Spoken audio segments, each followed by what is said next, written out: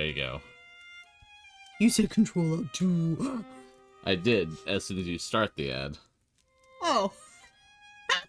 Well, I can tell you what I didn't do.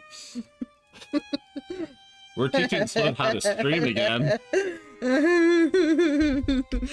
Anyway, Nightware, we're back. You're early. You're early, yeah. We're starting now.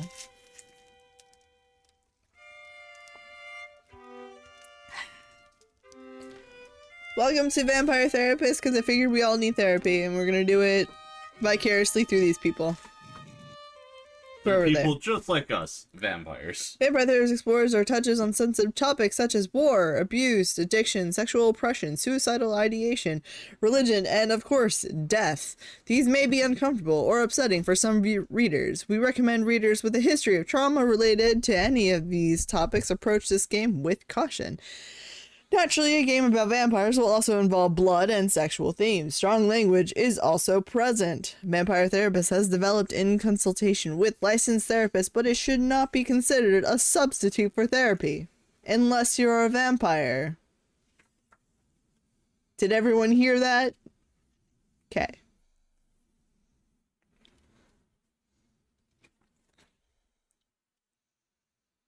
My name is Sam Walls, and I'm a dead man.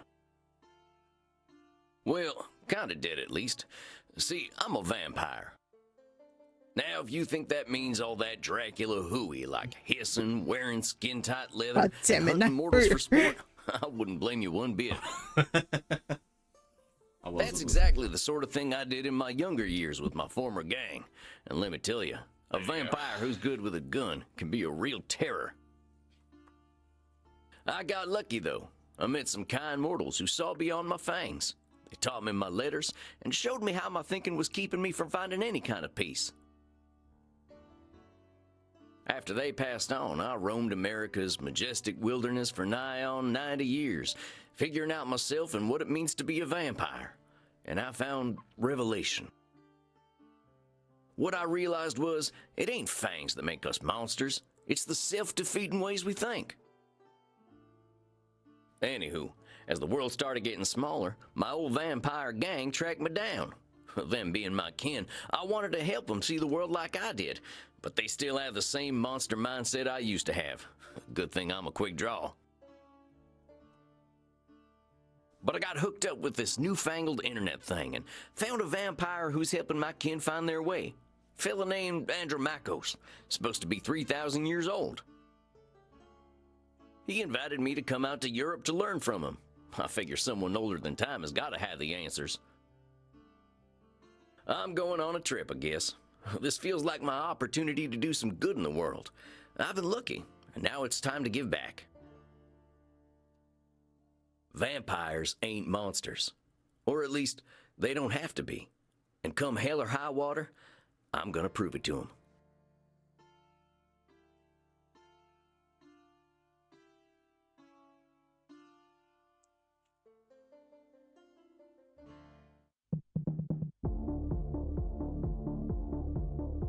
Well, I think this is the address. Yeah, when do we get to party hard? Clean Flitter Mouse Streeb?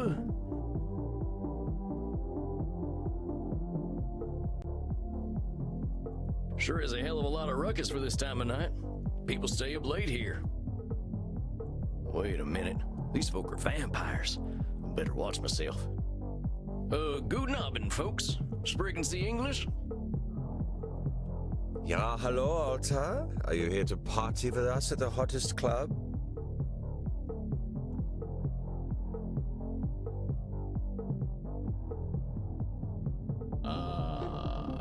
Ask about the club. Well, what's so special about this club? Immernacht is the greatest club aller Zeiten. The owner makes sure everyone has a good time. If anyone acts without respect, they are banned from the club forever. You are free to do and be whatever you like, as long as you are harming no one. Und I hear that they are now attracting sexy old cowboys. Shh, Maxie, he is old enough to be your grandfather. Oh, come on now. You're just flattering me. I'm only a couple 100 years old. Oh mein Gott, he is so cute, Reinhard. Can I keep him? Oh baby, oh baby. Is this a sex game? No, it's not, I swear. I want you to know, Nightwar, that's exactly what I asked her before we loaded this up. I'm like, it's a game about vampires. Let's be honest here. There's got to be something here, Splode. And Splode's like, no, it's fine, it's fine. I haven't played it, okay? I haven't played it. It popped up on Steam, and Matt Mercer is a voice actor, and Matt Mercer wouldn't do any porn. as far as I know. If he does, we're gonna learn it together and promptly shut down the stream and call it a day. Anyways, we'll ask about Andromachos, I guess. I'm looking for Andromachos. You mean the club owner? Ja, that is why we are here. If you're lucky, he will invite us to the private party at the end of the night. Well, what happens there? I think maybe it is too kinky for Americans to hear. I don't think what I'm wearing will fit the dress code. The cowboy look is total sexy, but you will get a bit sweaty. I hope we will all get a bit sweaty. Good thing we run a little on the cold side, huh? Don't worry, my Liebling. We make each other warm. Maybe we should pick a different. I'm nervous now. I'm so scared. Reinhard, stop. Don't scare the American. I want to do that. Maxi Liebchen, you're so naughty tonight. No, you are the naughty one. Oh, I definitely ain't an American no more. I can cut loose. What kind of party is this? The kind where we dance all night and get sexy. Oh, here are them kind of vampires. Ach so, there are better things to suck than blood, oder?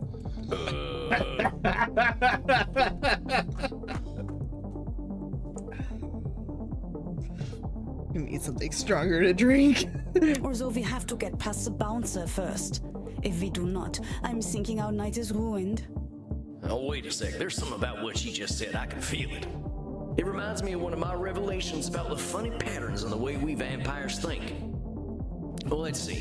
One type of thinking I noticed I called hot branding. That's when we brand ourselves with names we can't get rid of. There's high noon mind. That's when we treat a situation like it's a do or die showdown. And there's saloon thinking. That's when we act either helpless or invincible, like we've just drunk a pint of moonshine. I can always check my journal if I need examples. I kept all my notes about the funny ways we vampires think in there. I think I know which one of them funny ways they're thinking in, though. Hold on, compadres. You seem like the kind who can make their own fun.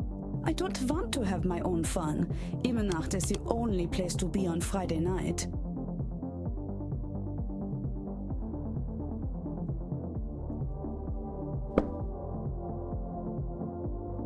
Cowboybloodsucker at gmail.com.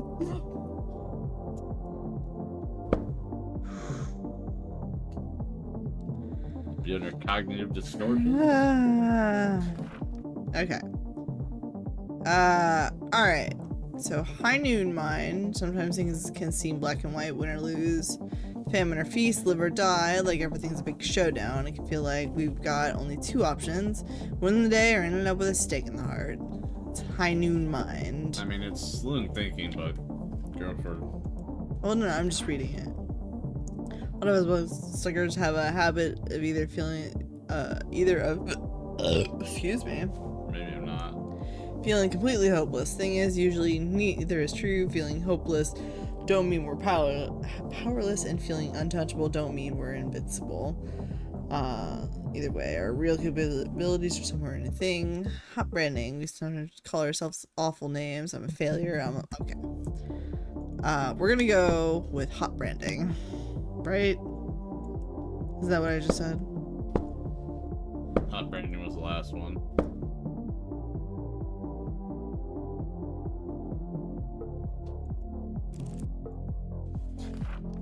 High Noon Mine, sorry.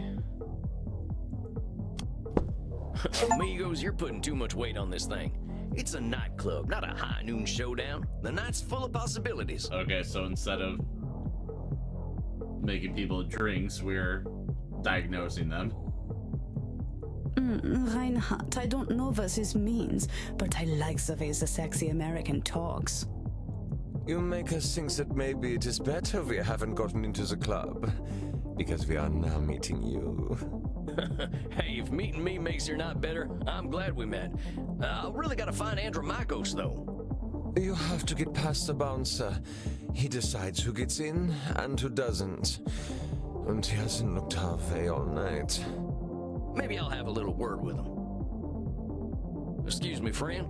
I hear you're the man to talk to around these parts. Good around. I'm here to see Andromachos. Growls thoughtfully. Have fun, mate. Hey, thanks, amigo. You have yourself a fine night, you hear? Cowboy, what about us?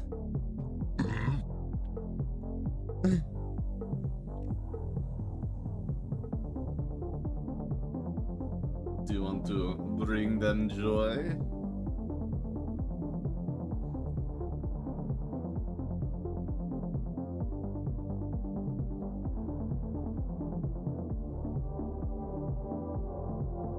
Grudges can last a long time. I want to bring them. Yeah, sure. They're friends of mine. Have fun, mate. Well, come on, you two. We ain't got all night. Yeah.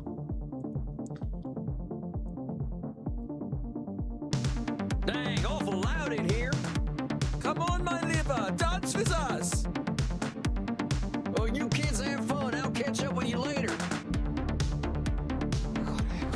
Tarnation, I'd rather hear a gopher giving birth than this. I better talk to whoever's slinging drinks in this here saloon. They ought to know where Andromachos is. But pardon me, ma'am. Well, well, look at you. Hello, we get Crimson. a lot of 80s fashion in here, but not usually the 1880s. What can I get you, cowboy? The special's Red Bull and vodka. You down? I never drink Red Bull. Yeah, I I'm too actually never looking for drink the Red Bull. owner. He around Either. tonight? Might be. What do you say your name was? Sam Walls, begging your pardon. Sam Walls, huh? I don't think I know anything about a Sam Walls. After all, I'm just a know-nothing bartender. That sounds like that last one.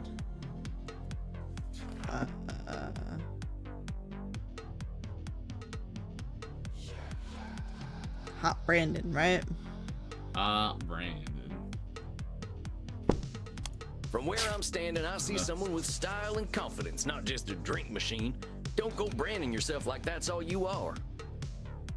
Don't you go worrying about me, cowboy. The man upstairs warned me you were coming. I was just testing to see if you are who you say you are. Tell you what, let me give you something from our special reserve.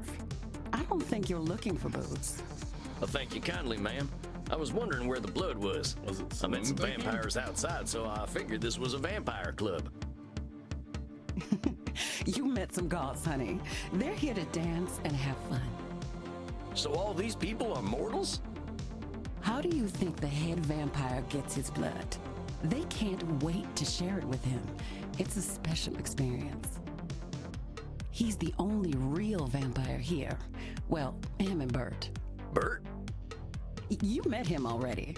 Bert, shuffle on over here. Growls attentively.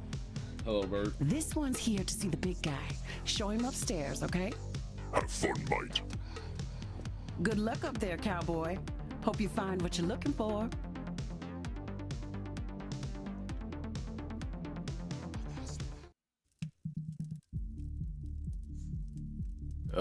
Howdy. It's Sam Walls to see you, sir. The guy who's been sending you all them V-mails. Yes, I know who you are, Samuel Walls. You have come here because you believe you can help our kin. The question is, are you first able to help yourself? Yeah, I can help myself. I've been fixing myself for more than a century now. I don't think I need help. Then you must prepare to learn a most difficult lesson. We all need help, Samuel. I am pleased that you have come to receive mine. Dang, you scared the heck out of me. You must allow an ancient vampire his games. He will play them regardless. Please, sit down. What an absolute pleasure it is to meet you at last. I found your messages most intriguing. Afraid there ain't much here in the way of intrigue. I'm just a lonesome cowboy looking for answers. You know, I receive emails every day from vampires seeking my help. You are the very first to seek my aid in helping others. This alone makes you intriguing. Well, dang. I think you're gonna be sorely disappointed when you get to talking to me. I'm just honored you're giving me the time of night. I have unlimited time, Samuel. I am pleased to share some of it with you. Our kind can be rather set in their ways. It is inspiring to see someone so young and eager to learn. Yeah, well, I wasn't much for learning when I was alive. Just making up for lost time, I guess. It sounds as though you have been handling your own life better than most. I was particularly intrigued by these revelations you had while walking in nature. Oh yeah, them. Well, I give walking the credit. Nothing sorts my thoughts out better. After a few decades, I started seeing patterns in the way we vampires think. Can you explain some of these patterns? I've tried to explain them to other vampires, but it ain't never gone well. I can try, though. See, we tend to assume certain things just because we've been believing them since we were alive. Or we decide the world's against us just because we're hungry or tired or something. And when we start tackling problems that ain't real, we ain't fixing our real problems. That make any kind of sense? Fascinating, Samuel. These revelations that you had in the woods, mortal psychologists have a term for them. They are called cognitive distortions. Cognitive whoozy what now? Cognitive distortions. They are exactly as you described them. I will explain in a moment. Please, tell me about these specific revelations you had. Well, I noticed how we stress ourselves out by making everything a battle of do-or-die absolutes. High noon mind, I call it. Like that feeling you get right before a big shootout. I must confess I have no experience with this feeling. I engaged in mortal combat long before the age of gunpowder. But the sentiment you describe mirrors the words of my old friend Marcus Aurelius. He used to say that the magnitude of life's challenges often turn us into our worst selves. You mean Marcus Aurelius, the Roman emperor? Of course, his name was Marcus. Marcus was a bedroom name. You mean you and the emperor were... It was ancient Rome. Penetration was similar to a handshake. My apologies. I somehow forgot you were American. But let us discuss this high noon mind. I'm sorry, I forgot you were American. What a fucking line. Listen, I'm not uncomfortable with the topic or anything. I'm uncomfortable because we're on stream. I'm uncomfortable with the topic. Let's keep going. I believe we can broaden your definition. Mortal psychologists call this phenomenon of binary thought polarized thinking, but I like to call it Nosferatu thinking. Nosferatu thinking? It means you are thinking in black and white. I get it. That's pretty funny. I believe it encompasses Do you get the in breadth it? of the distortion. One is not Silly flatly weak or Nosferatu. strong, good or evil, smart or stupid, a success or a failure. The truth is far more complex and colorful. Not every high noon gunfight ends in oblivion, correct? Well, yeah, that's true. Getting shot still ain't fun, but it ain't the end neither. A perfect example, Samuel. Now, try to catch me using Nosferatu thinking. I will give you a series of statements, and one of them will contain Nosferatu thinking. I will repeat them if you miss it. If I do not drink blood, I will surely die. Death eventually comes for us all. Mortals will always fear our kind. Did you miss my Nosferatu thinking? Let me start off. If I do not drink blood, I will surely die. Oh, wait. Is that Nosferatu thinking? No? No, Samuel. In this case, I am not arguing with reality. If we do not drink blood, we die. This is a fact of being a vampire. Come on, Splode, you Let did us continue. psychology. Death eventually comes for us all. Yeah.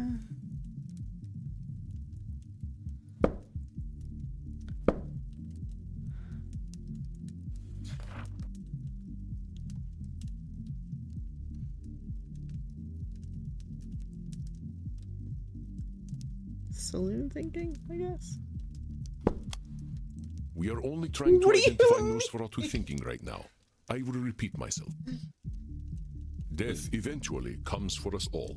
Is that Nosferatu's thinking? No. I think that's like all you can pick. Because you can't skip it, can you? Mortals will always fear our kind.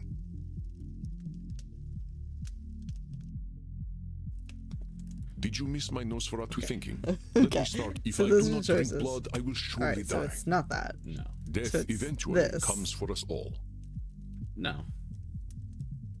Mortals This will one. always fear our kind. Yeah, because that's black and That's Nosferatu thinking right there. I've met mortals who knew who So I guess was that's and fine, weren't that- scared. You know. Very good, Samuel. And even if you hadn't, to say mortals will always fear us ends any hope that they might not. correct. Always right. is such a terminal word, is it not? Would you like to discuss more of your revelations with me? I don't like Nosferatu's thinking. I prefer the other, where there is no confirmed thing, no commitment to a thing. You mean the high noon thinking? Is that high noon? That's what they changed out for Nosferatu thinking. No.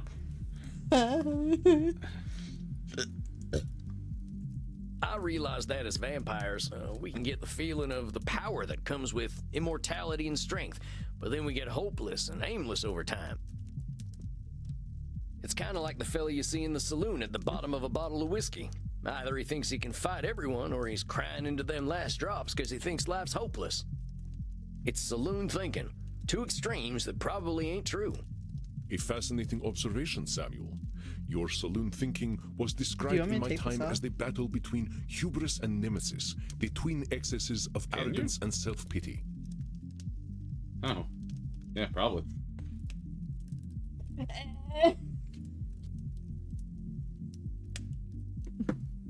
This is the grip, so that it doesn't. Oh, that explains why it kept sliding off my desk.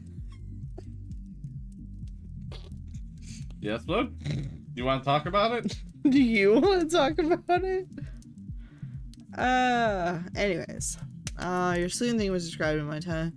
Battle between hubris and nemesis, the twin excesses of arrogance and self-pity. Oh man, it make me wish I'd gotten some schooling.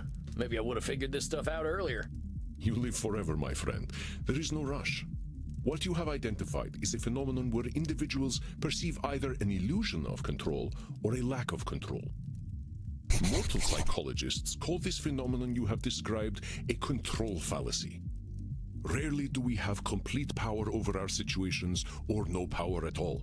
But we create this illusion that stops us from attempting to change our perceived situations. Yeah, you're right about that. I used to think I'd never get away from my gang, and maybe that's what made me stick with them for so long. Yes, you see how cognitive distortions keep us from facing reality, whatever that reality may be. Cognitive Of course, distortions I like am so cognitive old and dissonance. powerful that I am always in control. Is cognitive distortion cognitive dissonance? I think so. Because cognitive dissonance is like You're testing me, you- ain't you? what That's you a think. control fallacy right there. going against what you think forces you to change. What? I'm sorry? Because cognitive dissonance is like, if I think one thing and I go against it, I either have to prove I was wrong going against it or change my thought completely because I'm having that dissonance. So I don't think it's the same thing as cognitive distortion. I would have to look into You don't it. like cauliflower, right? I haven't had any good cauliflower. I do not like the ghost broccoli. I do not like the cauliflower. Well done, Samuel. I am indeed very powerful, but the cosmos holds no awareness of Andromachos. Of course, as you expertly pointed out with your analogy about the man at the bottom of a whiskey bottle, a control fallacy can be positive or negative. Listen to my next few statements and try to find a control fallacy. Simply let me continue if you do not detect one. The sun will eventually burn out. I will roam a cold, dead earth, and there is little I can do about it. Okay. My kitty cat died. I shall be lonely forever. That's Nosferatu's thinking. I shall never feel the warm sun upon my skin again. I shall never feel the warm sun upon my skin again. That's Nosferatu's thinking, so the first one would be the control You fallacy. didn't catch my control. The sun will eventually burn out. I will roll. Well, that sounds like one of them control fallacies. With all eternity. I applaud your optimism and ambition, Samuel, but some things we must be prepared to accept, and the death of the sun is one of them. But let us continue. Oh. My kitty then- cat died. The I shall be Yeah. lonely forever. I'm sorry about your sweet kitty, but you could always pick up a new one. I'm sorry, dude. There's lots of them Can- just waiting for a I loving didn't home, check so what you control don't need to be lonely. Policy was. It was just an example, Samuel. your Well cookbook. spotted. But I do speak from experience. I felt this way once when a pharaoh I was dating had our cat mummified. I went into a murderous depression that nearly decimated the continent. But I had the power to help myself all along by adopting a new friend in need of a home. Oh, dang, don't let me get on your bad side. Are you gonna adopt a new friend when I die, Explode?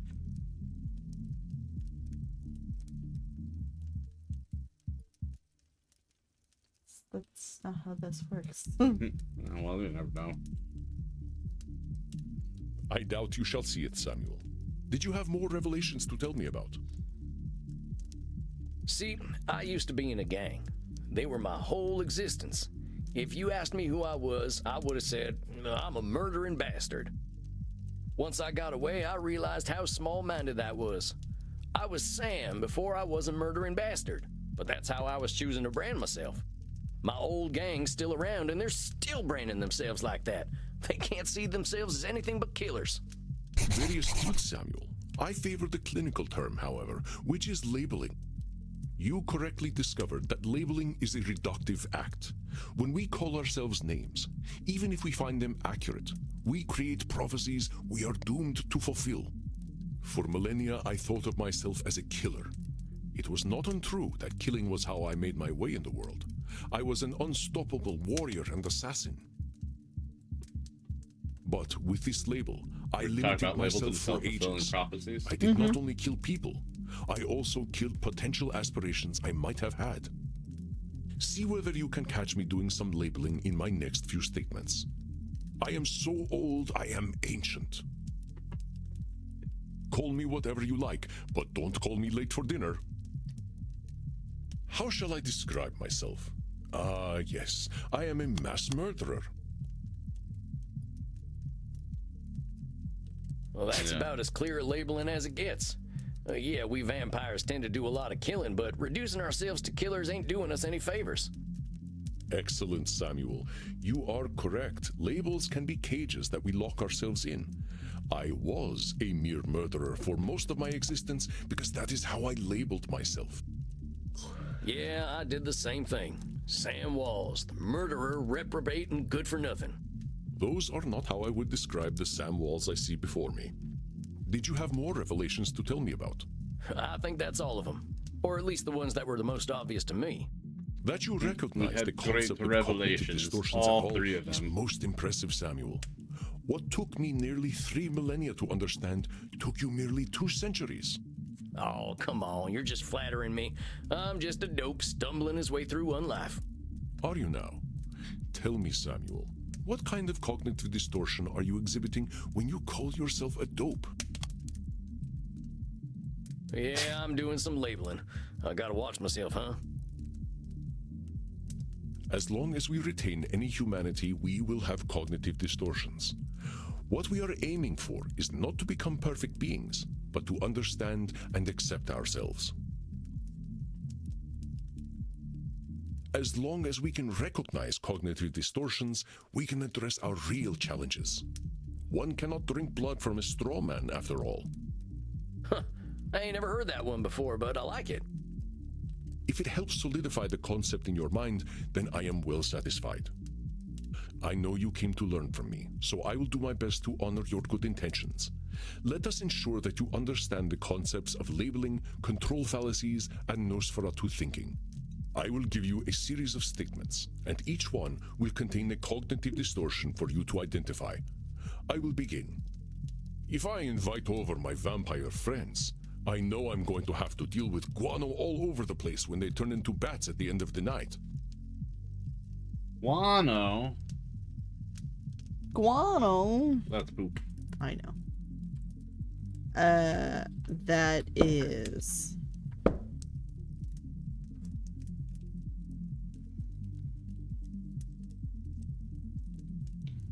Nosferatu's thinking, because it doesn't really come to pass. Or it could be control fallacy. Because it is something we just accept. Yeah. Well, that there's a control fallacy, sir. You're acting like you've got no control, but you could lay down some ground rules for guests, or some newspaper. So this is therapy. Kind of. For vampires. Or express concern to my friends that they have not been toilet trained. Very good, Samuel. Let me try another. I am Andromachus, the ancient darkness, the scourge of the Mediterranean, the mortal's bane. That's labeling. Well, that's definitely some intense labeling. Those are some hard names to get over. You are not wrong. Those names followed me for millennia. It was most stifling. Let me try another then. If my club's revenues do not significantly increase, I will end up living on the street. That there's got to be Nosferatu thinking. There's a huge space between making a ton of profit and living on the street. Indeed, you are correct. I run my club at a considerable loss, but 3,000 years of banking interest means that money is not really an object to me anyway. Samuel, now I am not only intrigued by you, but also impressed.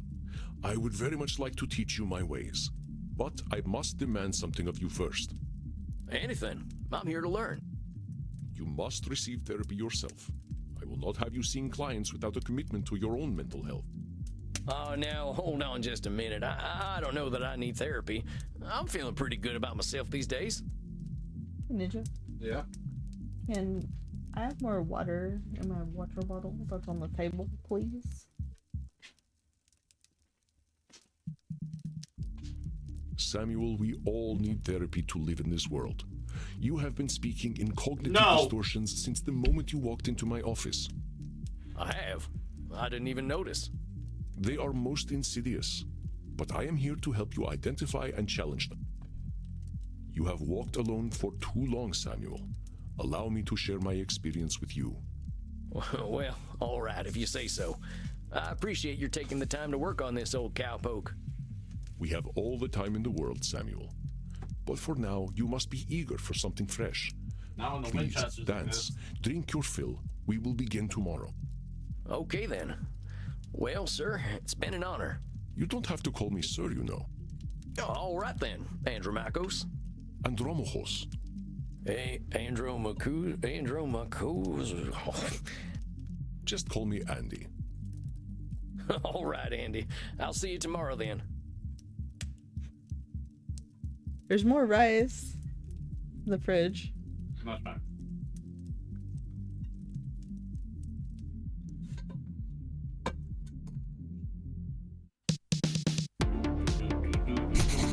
Dang, look at all them mortals, sweating, blood pumping.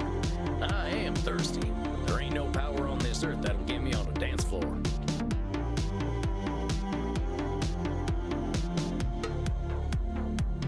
Maybe I'll see if the bartender's got anything for me. If it isn't Clint Eastwood again. How'd it go, cowboy?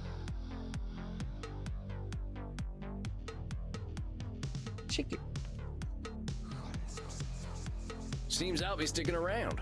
Guess I'd better get used to things around here. Good to hear. About time someone helped Andy with his work. Seems you vampires have a lot of problems to fix. Name's Crimson, by the way. Fine meeting you, Crimson. How do you know so much about what Andy's doing? Pillow talk. I'm his blood partner. Hey, yo. No shit. How's a mortal get hooked up with an ancient vampire? I'm a rock climber. I stumbled into one of his lairs in Madagascar, found a cave while climbing a mountain, and there he was, naked in a hot tub. Dang. Must have been a sight. You ain't kidding, cowboy. Didn't expect a luxury apartment with a gorgeous naked vampire inside of a mountain. We hit it off, and he asked me to come back here with him. I like an adventure, so I said, what the hell? I'll date the gorgeous Dracula. But what are you doing talking to me, cowboy? The blood's running hot on the dance floor, and these kids don't mind a little biting. Ain't no way I'm dancing. There's gotta be a better way to get something fresh to drink. Reinhard, look, it's the sexy old guy again. You should buy us a drink, old guy. You'll probably get lucky. Actually, you will definitely get lucky. Pleasures of the flesh ain't exactly what I'm after tonight. That's because you haven't experienced these pleasures with us yet. Buy us a drink and you will discover great satisfaction by uns.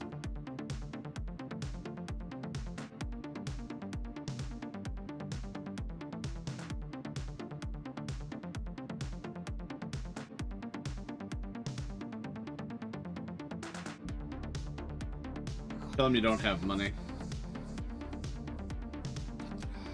I ain't buying you a drink. All I got are good old-fashioned dollars. I like American money. All we have on our money are buildings. You have all the sexy old men. All right, I'll buy it. Which of them old men are sexy? I like Hamilton. His posture is just so powerful. There is a dollar coin that has Eisenhower's face on it. Oh, you are right. Eisenhower is, how do you Americans say, a snack? I get it. You like older men. Look, kids, you seem like nice enough folks, but I wasn't planning on buying drinks tonight. Stop teasing the cowboy, Kinder. They're just messing with you. Drinks are free here. Dang, really? Ain't never been to a saloon with free hooch. Call it a drink exchange. Huh. So, everyone here knows they might be sharing blood? Only as long as there's consent. We like to create a safe environment here. Consent is important. Why don't you take Reinhard and Maxie here back to the kink room? Yeah. Wait, kink room? Mm-hmm.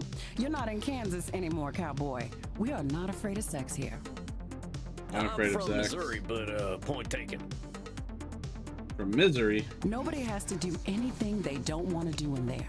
Just have fun and drink your fill, handsome. I'm sure I'll be seeing plenty of you. Maxie, Reinhard, this is one of our special customers. Ach so, ein Vampir. I'm thinking we are all getting lucky then. My neck throbs with anticipation. Dang. Guess I'm going to a kink room then. Thanks, Crimson. Crimson. I knew a man who wore this much leather couldn't be boring. Yeah, well, you got me pegged. Is Give that it what enough we are time doing and now? maybe. Give me the document and I will sign myself up for it. I really ain't in Missouri no more. Look, I'm more into biting. Oh, your teeth look perfect. Are you going to bite me with those? That's the plan. Who's going first? What? Spoon's enjoying this. So funny.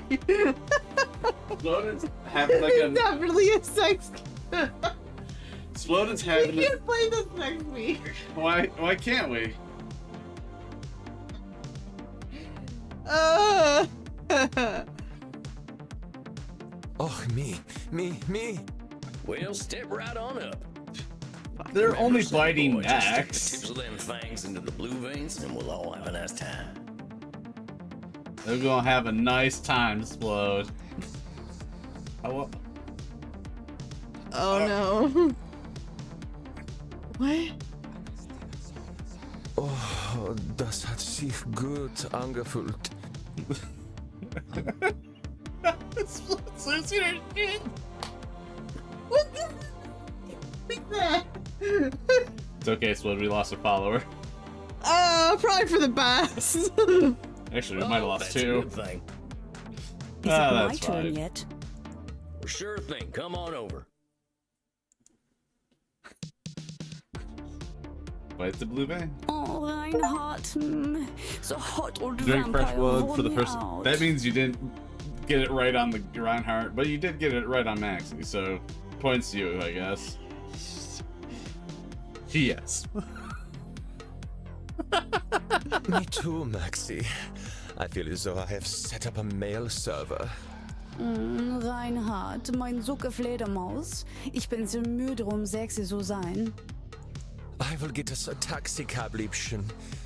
Und du, cowboy? Next time we will talk about that thing you mentioned earlier. Oh yeah, sure thing, fella. Maybe I can tell you some Eisenhower stories. Now that I've had something to drink, I should probably get to my coffin. Samuel, wait a moment. I see you got your fill. Are you heading out? Yeah, I figure I could use some shut-eye. I locked up my coffin over at the storage center. Storage center. Please, you can use my guest coffin. I insist. You must be well rested for the Guest challenges ahead.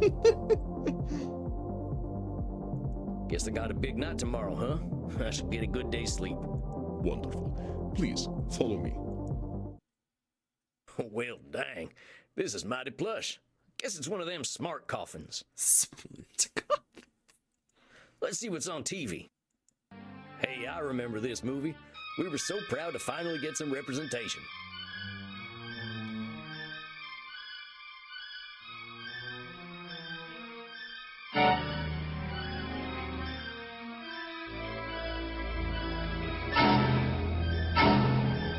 Is this copyright?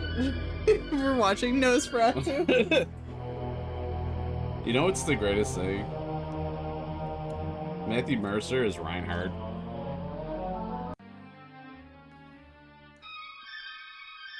Is who? Reinhardt.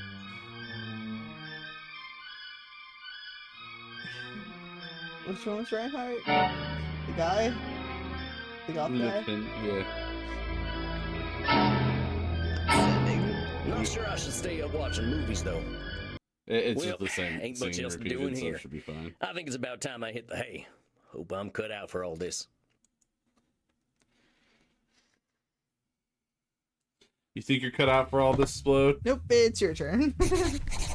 Samuel, Okay. good evening. I hope you slept well. We'll switch off days. Like the dead, as they say. Is it so I'm compliant too? Uh-huh. I was hoping to save you some breakfast, but I've already sent them on their way. Sorry, I gotta charge my phone. Oh, that's all right. I'm still pretty full from last night. Them goth types were practically Whoa. throwing themselves at me. I am not surprised. Perhaps I should be concerned that some of my guests will follow you home. Well, gosh, if I still had mortal circulation, I'd be blushing. Why are you so embarrassed, Samuel? Ah, hell. Guess we should just save it for therapy, huh?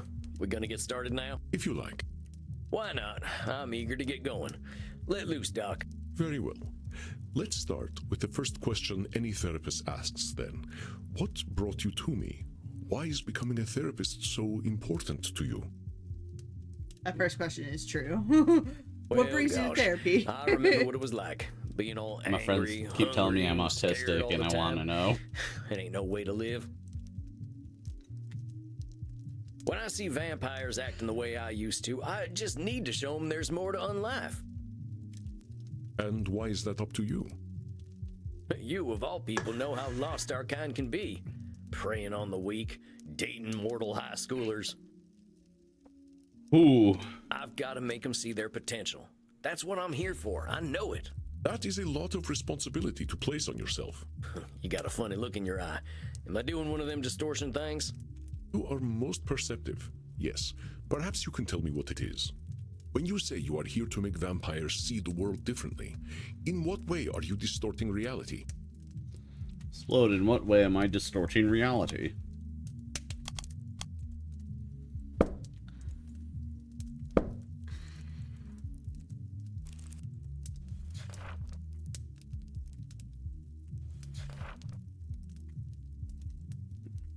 So Nosferatu is black and white. Control fallacy is kind of at the in between. Responsibility or sole control. So it's control fallacy. Well, I guess that's a control fallacy, right? Sharp I can't Radio's assume I'll party. be able to help Hey, other Sharp. vampires the way sorry. I was helped. Very good, Samuel. Control fallacies Blood are got hard us to an avoid when one feels interesting strongly about game. something. Your fate is not to transform every Hopefully vampire everyone you is ever meet, 18 and even up. those who are your clients. Well, you have to be to watch this channel. No, you fucking don't. To click the yes, I am 18, there's mature content. Now, if somebody clicks that and I am unaware, I cannot be held liable. And if So my statement still stands. you hope it's not our responsibility unless they mention that they are a minor, then they get banned. People get to use their hammer. Fate is not transform every vampire you meet. You will do what you can do. You have to and that is claim enough. to be 18, correct. Hi. We're in therapy. Vampire But I am therapy. eager to learn how you develop this desire to help our kin find a different way of thinking. Well, like I told you when I first emailed you, I was a real nasty son of a bitch when I first became a vampire. When I look back and see what a no-account piece of More shit like I sex was, therapy. I ain't mean, nothing sex but therapy is a embarrassed. thing. Ooh, about it. Time. Oh. It all seems pretty stupid to me now. Here we are living forever and all we can do is kill? That's the dumbest thing I ever did here. I am going to stop you for a moment. Stupid, no account piece of shit, nasty son of a bitch, dumbest thing. Do you hear the way you are talking about yourself? With almost respect, sir, I sounds earned like all Lady them Dick. names. I killed women and children. Half the ghost towns out west are my doing. I didn't think of nobody but myself. Pretend you are my therapist. If I sat here and called myself a no-account piece of shit, what would you tell me? You're labeling. It's not sex therapy. I'd say you were doing some That's labeling. not what happened. And I guess I'd tell you to look at yourself a little more kindly. Extend the Stop same looking compassion at me to like yourself that. then, Samuel. How are you to move on from being a nasty son of a bitch if you are labeling yourself? It's not what happened. If you wish to be a guide to other vampires, you must start with compassion. Explode, we for had a them mini game and too. for yourself. We had a biting mini game. And we were in a kink room. So, I missed now something, that huh? you've gotten all that Oh, horrible very name much so. calling out of the way, please tell me, how did you find your sense of purpose? Well, I was on the run, you see. The Wild West was ending and the Pinkertons were starting to get the better of my gang. Thought he was just kissing with the winner. I went into hiding and found a strange group of folks out in the country. They knew I was an outlaw right away, but they didn't even care that I was a vampire. They welcomed me like a friend, even shared their blood with me. They taught me how to appreciate the beauty of the night, and I started seeing things I'd never noticed before. They taught me my letters, philosophy, and how to question things instead of being scared of them. I think about them every day of my own life. They somehow freed themselves of all the judgments of the time and were better off for it. These must have been the 19th century American transcendentalists. You guys should check the title of my stream. I'll have to later. Well, we could do that right now. 5 harp, 5 hot, 6 6.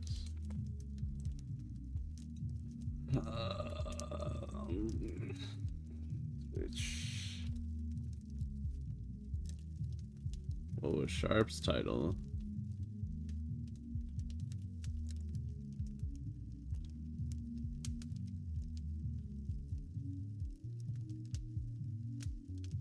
Time for a wedding? Time for a wedding?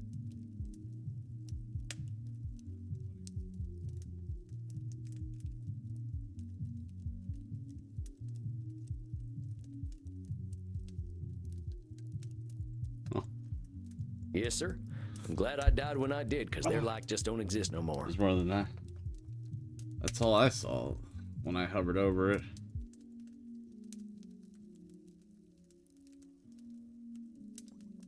I just see season 8, winter year 2, time for a wedding, Stardew Valley, part 45. Unless you like change title midstream, which then it doesn't like carry over.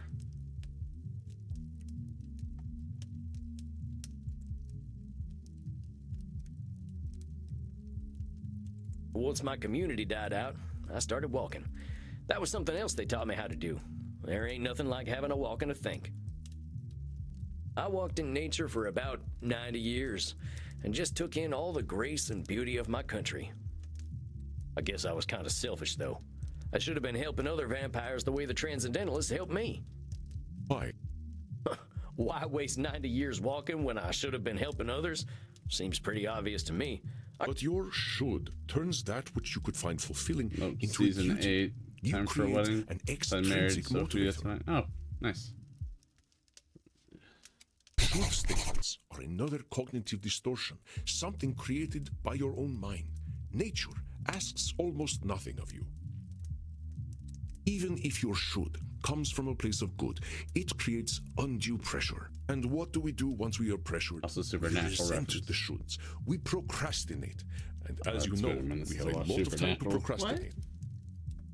Sharp's like, Season 8, Time for a Wedding, since I married Sophia tonight. Who got married in Season 8? Supernatural. Sam and Becky? I think that's the episode. Now I have to look it up. Yes. You got that right. Why do today what you could do next century? Exactly. Should statements remove the intrinsic joy from that which you find fulfilling? Hold on, though. Ain't there some It's things we season really 7. should do? Of course, Yep. there are things we must do. Sam and Becky. But Season nature 7. herself tells Did us you what they buy are. her? We invent the Yeah. rest. Here, let me give you an exercise. Listen closely. See whether you can find the should statement that is a distortion. I should go to the vampire dentist. You know what they say. If you have bad fangs, you get bad blood. I should drink blood today. I should take my blood partner Crimson out on a date. I should be wary of sexually transmitted diseases. Did you miss my should statement? Let's try. I should go to the vampire dentist. You know what they say. If you have bad fangs, you get bad blood. Nothing to judge others and ourselves with arbitrary rules and how things should be. We get hot and mad when our actions ain't mad. Shamans can put on I'm a vampire. I should live in a castle, in a gang, in a family, and no one else. A cowboy must never show fear. So, not that one. Yeah. I should drink blood today. Kind of a should statement. I should take my blood partner Crimson out on a date. I think it's that I one. should be wary of sexually transmitted diseases. Did you miss my I should go to the vamp. I should drink blood today. I should take my blood partner Crimson out on a date. I'm gonna say that one. Saying you should take Crimson out on a date is a should statement. You've turned something you want to do into something you have to do. Yeah. That's right, She got Samuel. me. You know, I couldn't be more pleased Somebody with you. don't open Your it. time And in it was a nature was special clearly present. well spent. It's, Well, thanks, I suppose. But if you don't mind my saying so, I hope you're treating that mortal lady right. Thank you. Please, ask her yourself. I imagine she would share her blood with you. You look like her type. Hold on. I've only been in Europe for a couple of days. I ain't gonna go after my teacher's girlfriend. She does what she wishes, and that is why I chose her as my blood partner. Samuel, even if it beats no longer, you have a good heart. Crimson best girl. I think you will be an excellent therapist. So far, that good heart of mine hasn't amounted to much, but I'm willing to give it my best shot. You are uncomfortable with praise, aren't you, Samuel? Every time I say something Ah, positive, there we go, you find a way Slug. to negate it. Uncomfortable with praise. Every time you get something positive, you negate it. I just don't think I should be doing any I bragging. don't know what you're talking I spent my about. first 50 years killing. I spent the next 90 walking in the woods. I've tried to walk a better path since then, but I ain't no saint, Auntie. I did not say you were.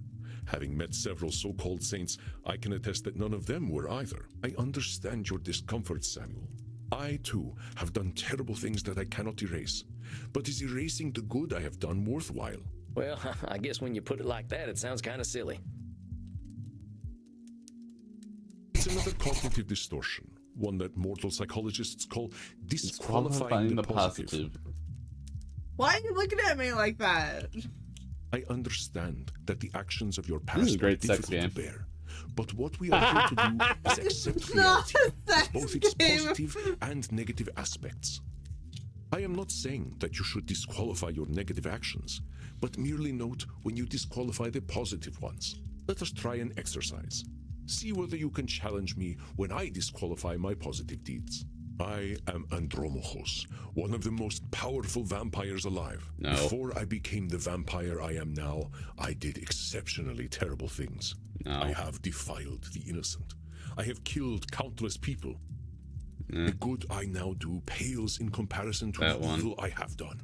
Regardless of my past evil deeds, I am quite good looking. You didn't catch me this. I have defiled. The good I now do pales in comparison to the evil I have done. That's the one. You're literally disqualifying 10 the positive by distortions comparing it correct to in the a row. evil Let's stuff go. you done.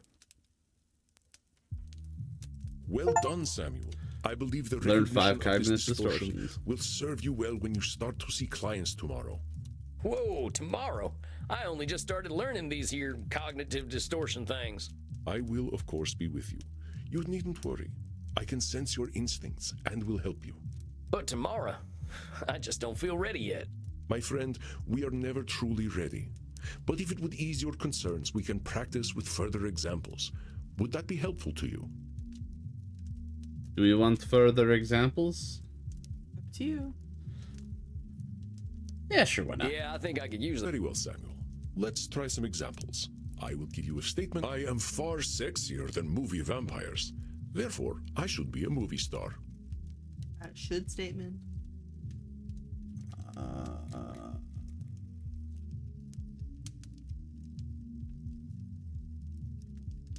I mean, I guess out of any of these, that would make the most Oh, sense. yeah, that's an easy one. That's a should statement right there. Well, you're not insecure enough to be an actor anyway. Excellent, Samuel.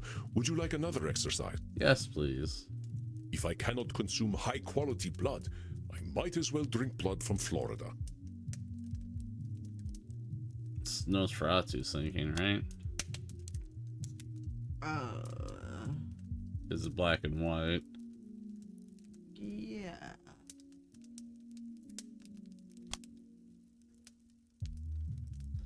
Well, it's either that or Control, but I'm pretty sure that's Nosferatu's.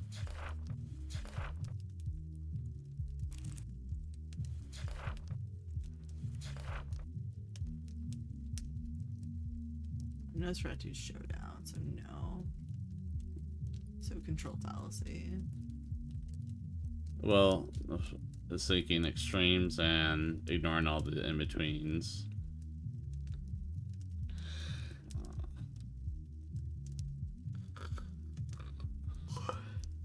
Then yeah, I guess Nosferatu thinking probably a bit more.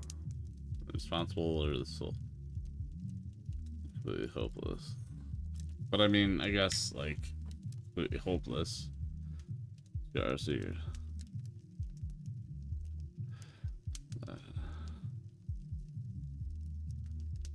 I can't best settle.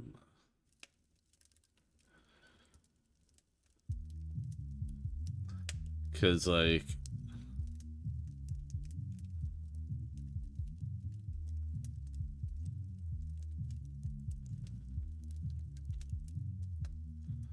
God, these are so fucking similar. Win or lose. Jeez. This big shit. Like you only got 2 options: win in the day and a stake of the heart. Bloodsuckers have habit of feeling responseless. Go with Nosferatu's. That's Nosferatu thinking, ain't it? No go. Bit his woman. Correct, Samuel. Now go bite That his being woman. said, I am sure there is still decent blood. Would you like another exercise? Yes, please. I am an antediluvian old fart. Labeling. Well, that sounds like labeling to me. Do I look that? Oh no. I am joking, Sam. Would you like another exercise? Why With are my you just blowing through terrifying the whole powers, conversation? I It's know voice I shall acting. never be Come destroyed. on.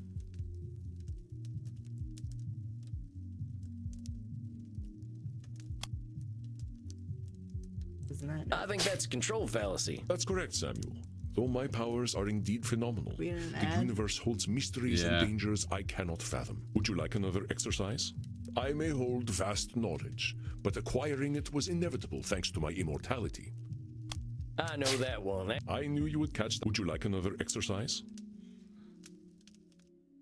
You can just hang out here, I guess. Yeah, we'll hang out here for a sec as we Get into the ads. gives me a time to open up my drink. What you doing, Splode? Why are you staring? Got cotton candy grapes. No.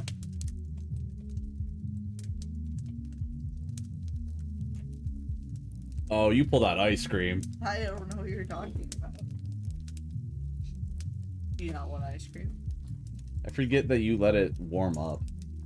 It's just easier to scoop. So strange. What's the expiration date on that? October of this year.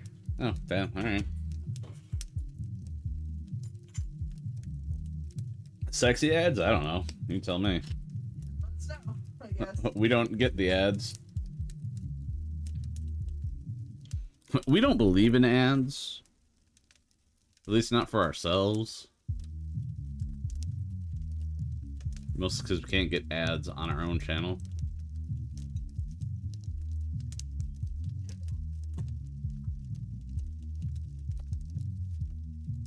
Splode, are you okay? Damn, why did you do that? I look over and just see Splode yeet the tub of ice cream across the kitchen. I didn't eat it, I fumbled it.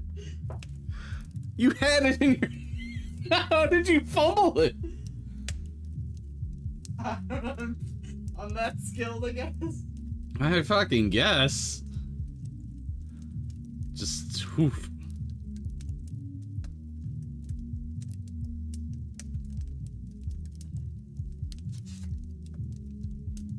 It's very, confusing times here.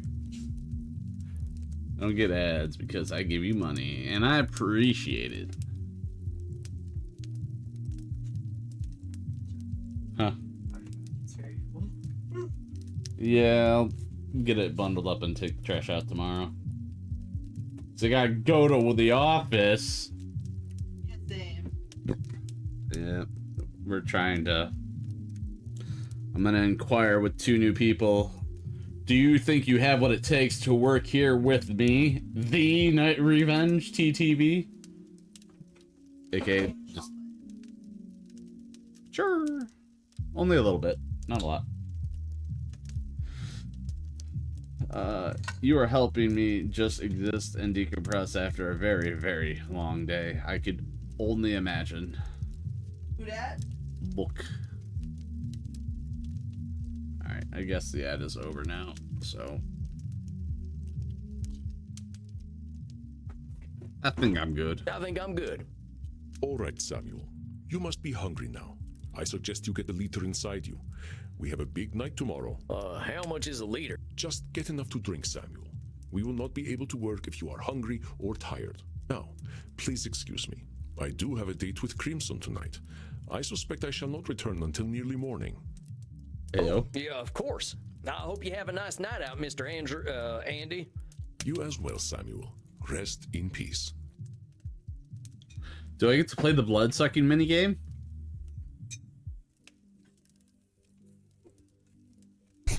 Ah, Samuel. Glad to see you are awake. Oh, no. The first client is Okay. on his way. What, already? Look, Mr. Andy, sir, are you sure I'm ready for this? Fear not, my friend. You are a powerful vampire in your By the own way, right. Splode, it's your To turn. be so young and have so much empathy is quite a gift. All you need to do is listen, and I know the truth will reveal itself to you. I can't get the cherries.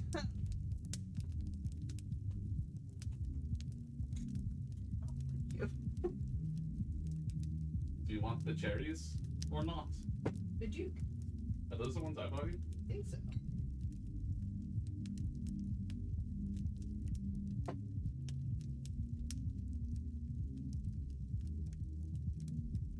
But yeah, you just gotta push it back and... I I was. I don't know. I don't know, Explode. I don't know. Oh no. The charger. Sex game, therapy, and ice cream Tuesday. You know you gotta have the aftercare, which is the ice cream. These are sour cherries. Were they in there for too long? I tasted it and I was like, What kind of cherries are they? sour. What does it say on the front? Sour. I tasted them first. Well, okay, but It did sour cherries and syrup. it wasn't me then. I would never have gotten you that.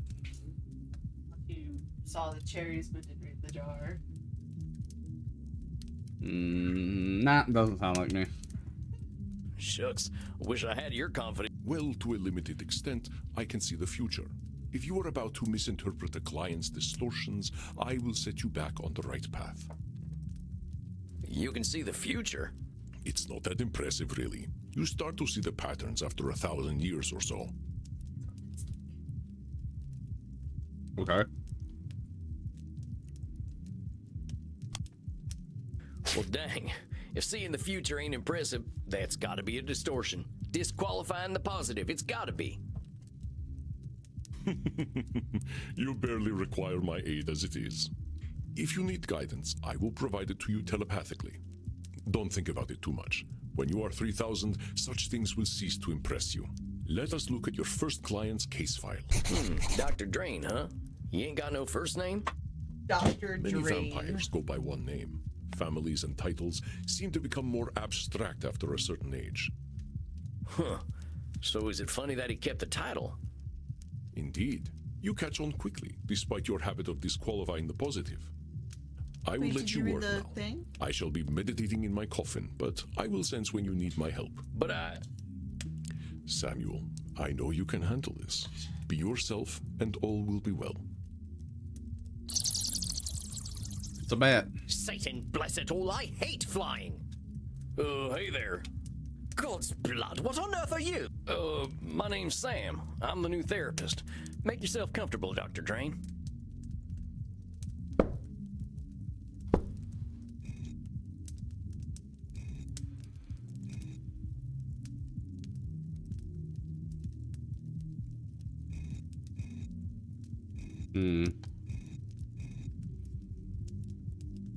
Kind of wish there was like just an auto read because like you could just have them keep talking. And American as well. Good God. It's not enough for you lot to take over the world of the living.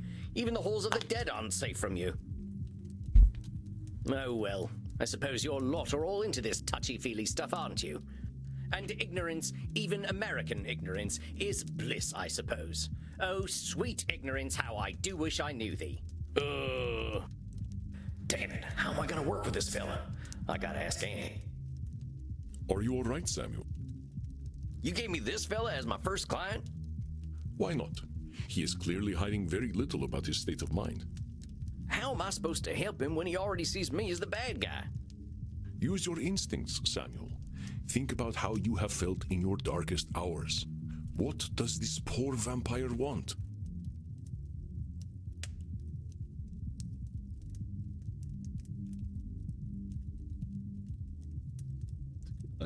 I think he just wants to complain. Perceptive, Samuel. He can hardly stop himself, can he? So what, I just let him complain? Of course. Just give him a starting point to let it all out. It will make him feel better. Well, if you say so. Don't worry, Samuel. You are doing wonderfully. I will release your time now. Well, are you just going to sit there? I was just gonna ask how your trip here was. My trip?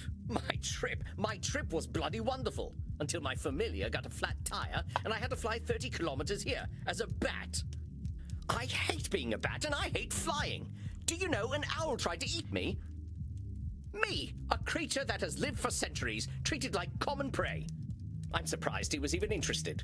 You should see what an ugly little beastie I am when I transform.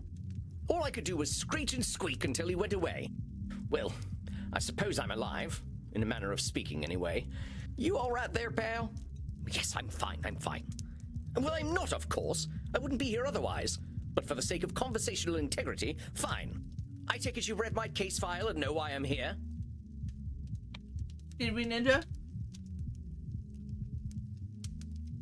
Huh. Mm.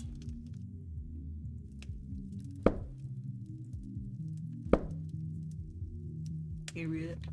No, I mean... Dr. Drain is a class of 1614, graduate of the Royal College of Physicians. He has been studying the nature of blood for the last several centuries. Became a vampire after a post-mortem blood transfusion experiment. Now runs a global pharmaceutical research company. Is now concerned that he has developed an addiction to a drug of his own formulation. Suggestion: detect strong irritability on the phone. Investigate Drain's drinking and sleeping habits.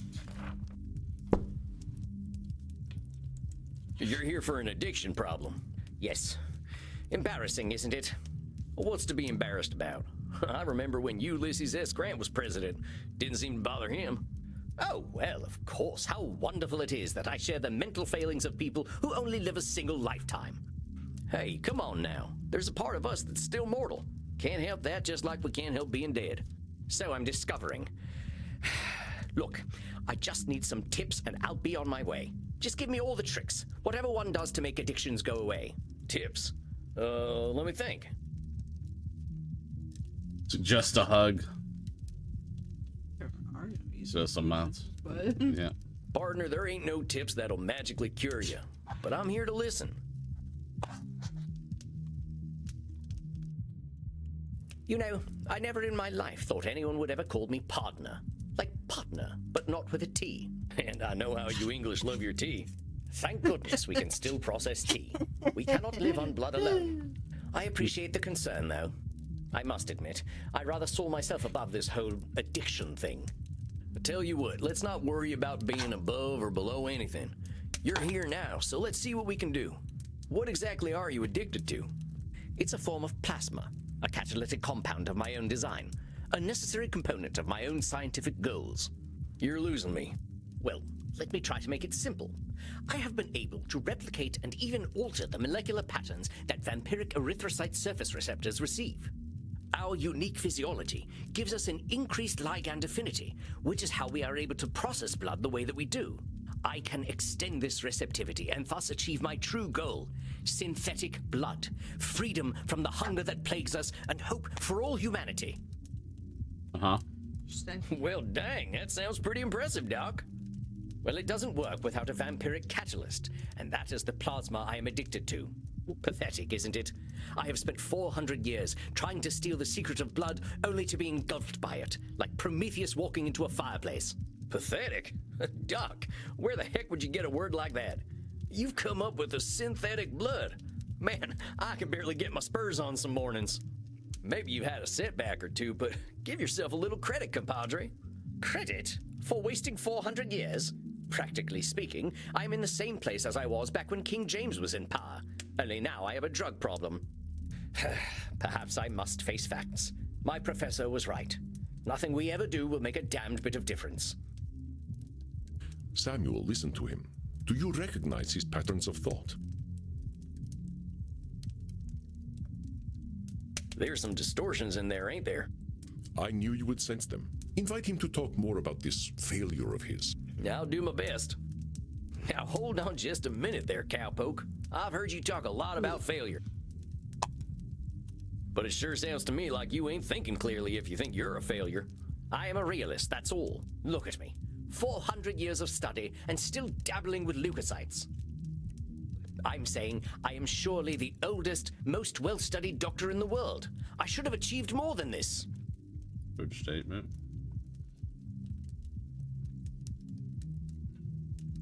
Well, who said you should have achieved more? Isn't it obvious? I should have something to show for 400 years of work. And what happens if you don't? Absolutely nothing at all. Well, that's my point. That is not as encouraging as you think it is. Ain't meant to be encouraging, just showing you a little reality. Well, it's all my fault, really. I cannot seem to motivate my scientists to reach the necessary level of dedication. It's always shocking to me how little urgency mortals have around death. So it's all your fault that you haven't come up with the perfect synthetic blood. It can't be anyone else's fault. Only I have the skill, the knowledge, and the experience. Pardon me for saying so, Doc, but it sounds like what you're doing is pretty dang complicated. It sounds to me like you're some kind of god if you expect control over life itself. Please, I am a scientist, not a spiritualist. It is not control I seek, but understanding. And are you ever gonna have perfect understanding? No, of course not. I'm not a wizard. Wizard. So how about not putting saving the world on one person, Doc? That is a simplification, but I take your point. As I was saying, now that I'm addicted to my own drug, I have joined the ranks of mortal celebrities in my utter irrelevance.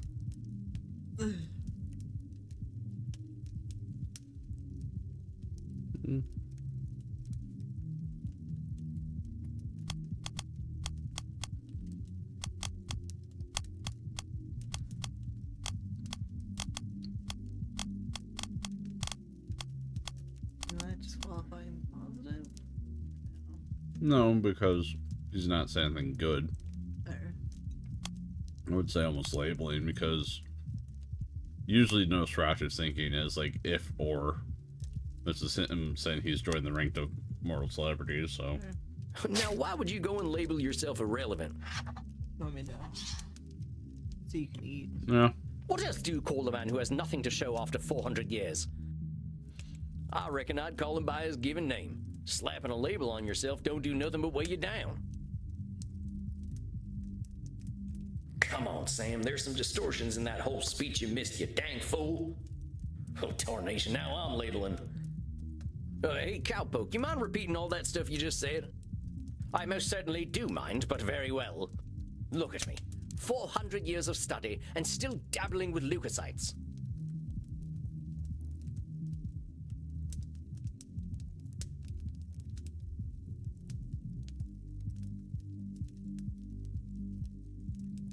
I guess that would be Nosferatu's thinking. Just because we haven't used that yet. Let me aid you, Samuel. Our doctor friend is using belittling language. What kind of distortion does that indicate? Look at me. 400 years of study and still dabbling with leukocytes.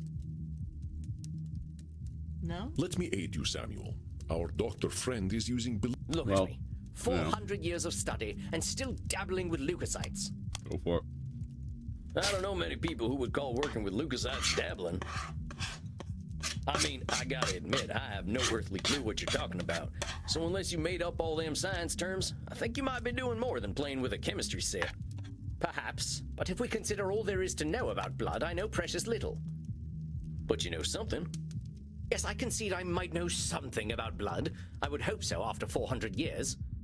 You still got more knowledge about blood than most, whether it's been 4 years or 400 years, amigo. Let's get back to what you were saying, though. Well played, Cowpoke. Perhaps I am being a little dramatic.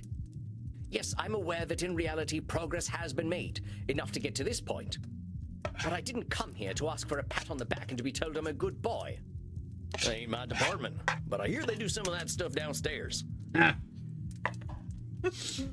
Woo! Yes, we all know very well that the Continentals are more sexually liberated than we are. But as I say, I don't want all this therapy stuff. I just want to stop using this damn drug. But yeah, I was also trying to test to see if you have to use like one of each round, or Probably not. answer is no, because we did disqualifying the positive twice. So what's so good about this stuff anyway? I'm not certain. I don't remember what happens after I take it, but I wake up feeling, how do I put this, alive. Well, that don't sound so bad. A good nap can make me feel like a new man. I'm not talking about feeling refreshed. I mean I feel alive.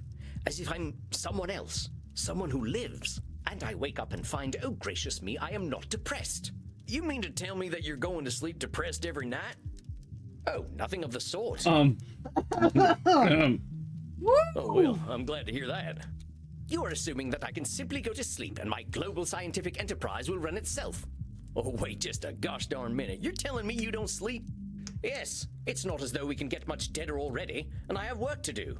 So you're not sleeping, and you're always depressed. I think we're starting to get somewhere. Shut up, Don't Sam! be such a bumpkin. If you are a sapient individual, aware of the world around you, depression is the only sensible reaction. It has nothing to do with sleep.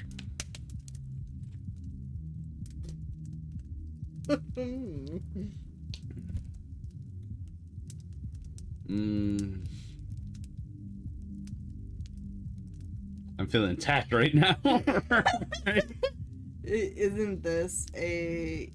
This is either a control fallacy or Nosferatu?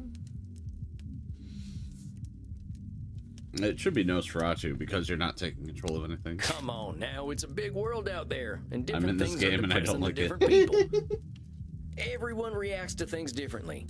Ain't it true that a sensible person, as you call them, might even be a different degree of depressed? Very well, I suppose I might have been using a bit of mild hyperbole. Mild is putting it mildly, buckaroo. Buckaroo? Now I'm even more depressed. Regardless, I didn't come here to be a whiner. Oh, boo-hoo, on life is hard. Yes, we all know it's hard. In the moments I wake up, I feel free. I suppose it must be what being an ignoramus feels like. It wears off rather quickly, but I must admit that I've been chasing that feeling of false contentment. Partner, I gotta cut in here. You're saying a lot of things that just ain't true. Start from the top. Oh, don't be such a bumpkin. If you are a sapient individual, aware of the world around you, depression is the only sensible reaction. It has nothing to do with sleep. Regardless, I didn't come here to be a whiner. Oh, boo-hoo, on life is hard. Yes, we all know it's hard. Is that Nosferatu's thinking? No. Maybe? I don't know. Sure. Now, why'd you say coming and talking to me makes you a whiner? Is that not what I currently am? Sounds to me like you're expressing yourself. Whiner is the word you use. Yeah, if you want to call it whining, that's up to you. But that's entirely your label. Oh, very well, call it moaning or whinging if you prefer. Moaning, whinging, bellyaching, still all just labels. I don't believe I shall be using the term bellyaching in any case. But as I was saying, in the moments I wake up, I feel free. I suppose it must be what being an ignoramus feels like.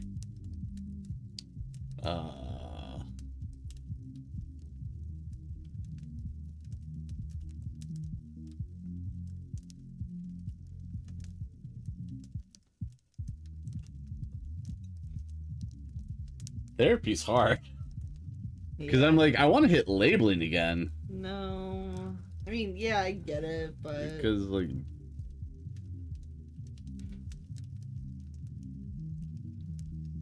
Because... Troll?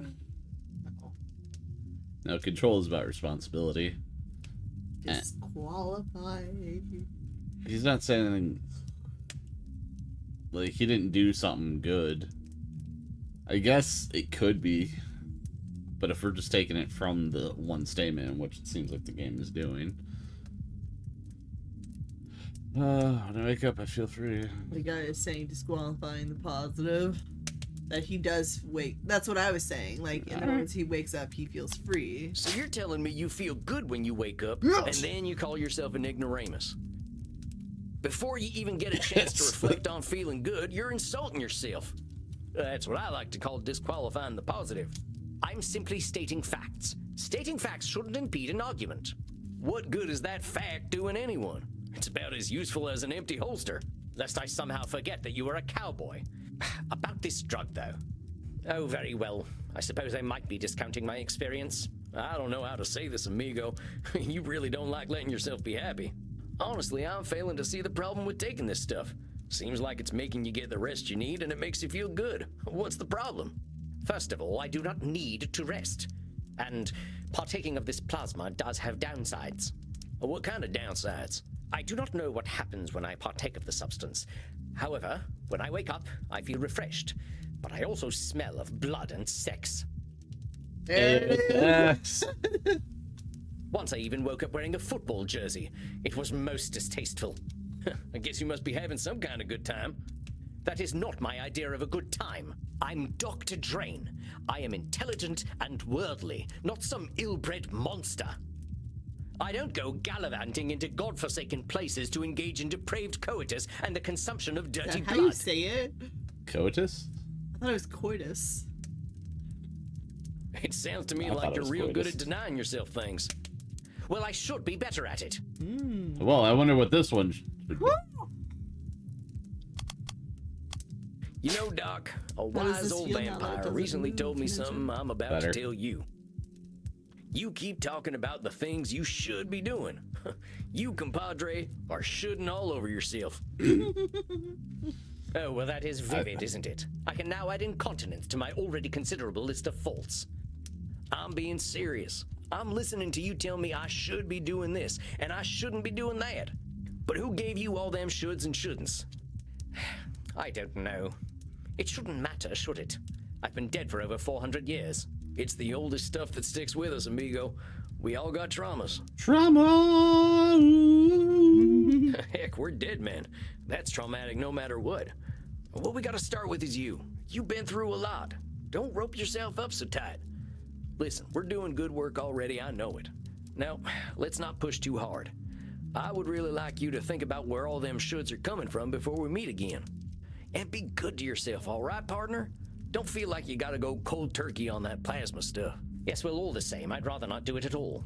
Is that actually gonna happen, though? It might. You're dipping into it tonight, aren't you? I was thinking about it. All right, partner. Just give yourself a little compassion. That's all I'm asking. I'll admit, you've given me some things to think about. Not pleasant ones, mind. You can handle it, partner. You're way smarter than I am. Yes, well, that is certainly true. Very well. I shall do some reflecting, inasmuch as our kind can reflect. I shall see you in precisely 4 weeks, then. Farewell, Sam. That's a little long in between sessions. No, that's pretty standard Masterfully once a done, month. Samuel. I knew you would do well, but that doesn't make me any less pleased. Well, that was a hell of a rush. That fella's holding on tighter than a holster to a gunslinger's hip. It felt real good to help him look at himself a little more kindly. Good, Samuel. Treasure this feeling. But also rest. Go downstairs, get something to drink, relax in your coffin. Next week you shall see a new client. I think they will be an interesting challenge for you. I bid you good evening, Samuel. Rest in peace. That session was before my birthday. Way to go, fucking You too, ninja. I'm a fucking ninja? Is food involved? He did just eat some ice cream. Well, I guess it's time I got me some grub. Don't say it like that.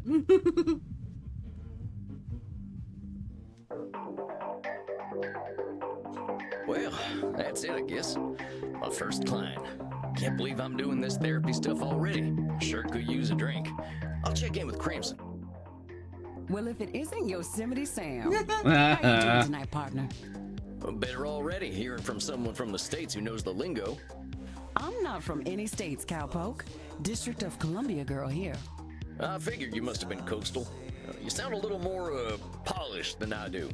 You should hear my German. Maybe some other time. My brain's full tonight. I had my first therapy session with a real client. Oh, yeah? How do you think it went? I think it was great. I reckon it was a bullseye on my end. You should have seen me. Labeling, blam, disqualifying the positive, kapow.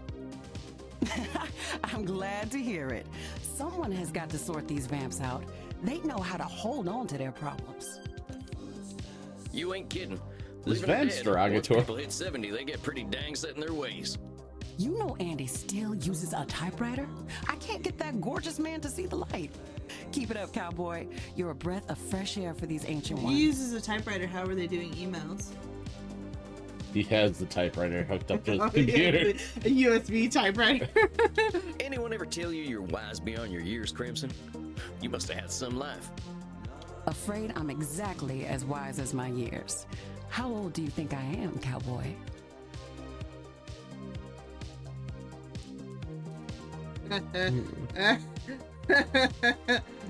I'm gonna do the gentlemanly thing and not hazard a guess. You would have gotten it wrong anyway. I'm 50 years young. 50? I died around that age and I looked like shit. But you ain't a vampire. Like I told you, I'm Andy's blood partner. He shares his blood with me too, just not enough to turn me into one of you. I've been 30 for a good while now. But you ain't joining our team? Sounds like a story. Not for tonight, Buckaroo. I bet you're thirsty after a big night. Andy told me to give this to you. Oh yeah? What is it? We had a group of Americans come in last week who donated their blood. Andy can't stand the stuff. He says the blood glucose levels are too high, but he thought you'd appreciate it. Americans. Oh, And it the ain't so sugary bad. blood. I gotta ask though, what does Andy's blood taste like? To me, it tastes like life itself, cowboy. I ain't sure Well, I that's understand. making you 20 years younger. Never you Well, mind. so Look, Tex, I've got in some customers vampires, to serve, so like, go enjoy your lore, juice, okay? essentially, since Oh, vampire of blood course. has healing I'm keen to get some properties rest in it, anyway. you technically You have don't yourself a age fine while night, you're Crimson. consuming it. Yeah. So, like, if she started drinking his blood when she was 30, and she's been drinking it ever since, she's not aging. There he is, my incredible protege. Come on now, I have no idea what I'm doing. Evidence stands against that reasoning, my friend.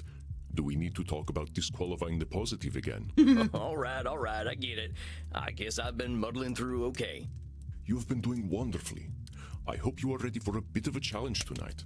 Your next client has been known to be somewhat difficult. Here, look at her intake form. Let's read the form now. Isabella D'Este. Dang, she's got some funny tasting hats. The key figure in the Italian Renaissance, funding the works of Leonardo da Vinci, Andrea Mantegna, and Michelangelo. She received a humanist education and knows much about history, art, music, and philosophy. She comes from a highly aristocratic background, but has endured considerable family issues through the generations. She states that she is undergoing an existential immortality crisis, suggesting that her life and unlife have both been meaningless. Suggestion: be exceedingly polite.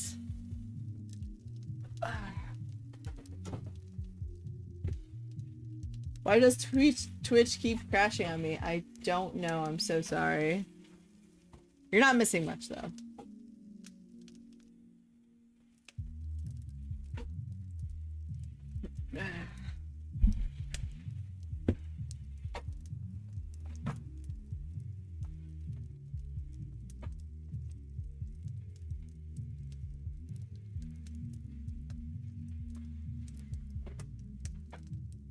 I think you should get along quite well then. Walked right into that one. Isabella is not your average vampire. She was once the powerful matriarch of one of the most influential families in Europe.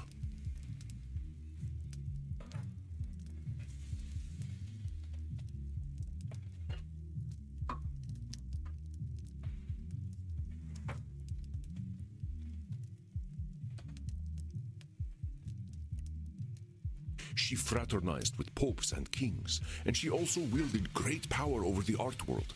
Some say that she was the model for the Mona Lisa. One of them highfalutin types, huh? I don't think she's gonna like me much.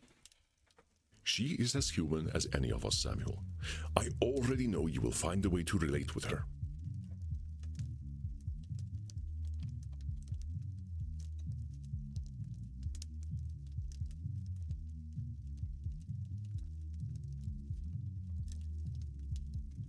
What are you doing, Explode?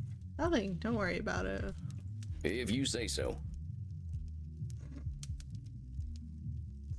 Remember, you can always seek my advice if you feel lost. You are not alone. But I hear the beating of elegant wings. Breathe, Samuel. Oh, and do be polite. Goodness. So you are the new therapist Andromachos told me of. I was not expecting someone so rugged. Sam Walls at your service, ma'am. You are a therapist. Oh, that's what I'm here for, ma'am. Enough with this, ma'am. I am not running a whorehouse. You may call me Senora.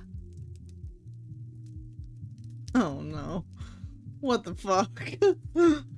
All right, Miss Sinora. I was like, all right, so it's Senora, Sinora. I guess this one would probably be the best.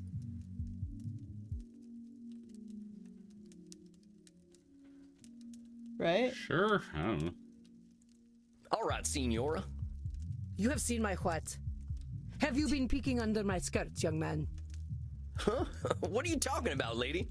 Signora. Say it. Signora. Signora! Signora!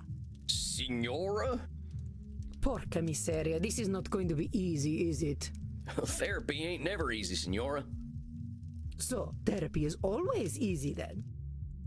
I said it ain't never easy, Senora. Is therapy easy or is it not? Not, I guess. Oh, how are we to examine my inner demons if your own speech is so diabolical? You know what? Let's start over. Greetings and salutations, Senora. I am most honored to receive you in my humble office. Very well. I suppose it will do. I'm just here to help, Senora. It says here on your intake forms that you've been having a tough time lately.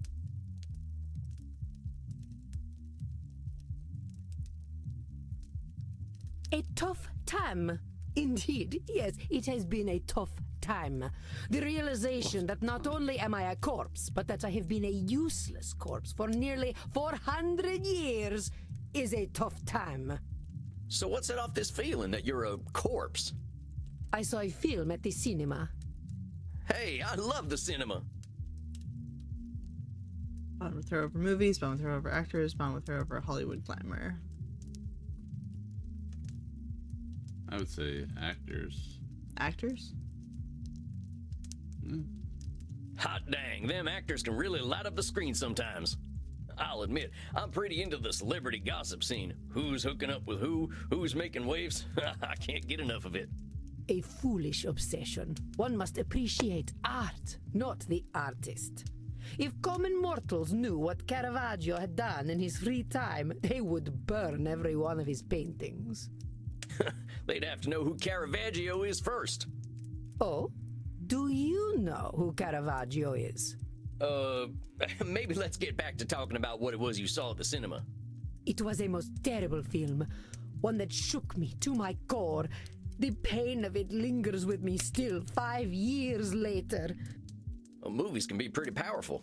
Heck, I remember seeing one of the first films. There was a train coming right for the audience. We thought we were dead for sure. She saw Twilight. Well, we'll see. This film was not powerful. It was meaningless. It said nothing, did nothing, less than nothing, as loudly and garishly as possible.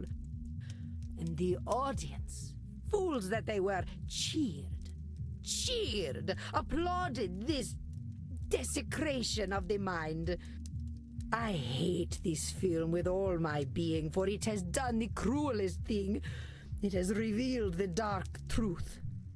This life that I cling to has no purpose. Dang, what the heck was this movie? Space Wars. Rise of the Spacewalker. So not Twilight. Wait a minute. Space Wars, the big science fiction franchise? Yes, I believe it is important to understand modern media diets. But that's the movie that gave you your personal crisis? Mind your tone. Do not think me a fool. I know it was not high art. But the money it made, it would make even the Pope blush. This stinking Poking fun at trash. JJ. This is what the people want. Nope, Star Wars 9. You see, I understand now. My attempts to infuse art with meaning were pointless. All that I am, all that I ever was, is dead.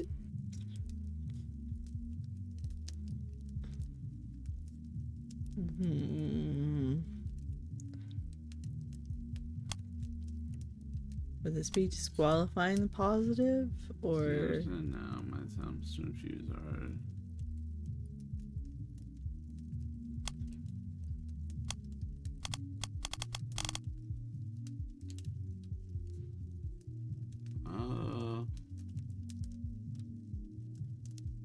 I mean, I feel like this would be more disqualifying than positive. That's what I'm thinking, just because it says, like, my attempts to infuse art with meaning were pointless.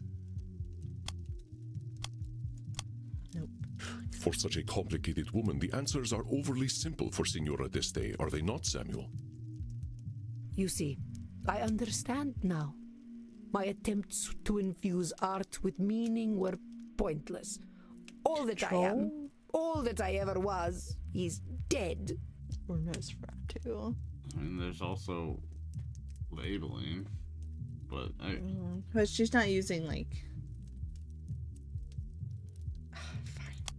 No, see? For such a complicated woman, the answers are You see, It's one of I these. understand now. Because it's kind of My extreme. attempts to infuse I art feel like with it meaning would be were controlling. pointless. Nope. I knew For such a it. complicated woman, the answers Shut up, are overly Andy. simple for You see, You don't seem that dead to me. We're It's having okay, this we can't conversation, ain't we? 100% the game Ain't just anyway. lying there decomposing.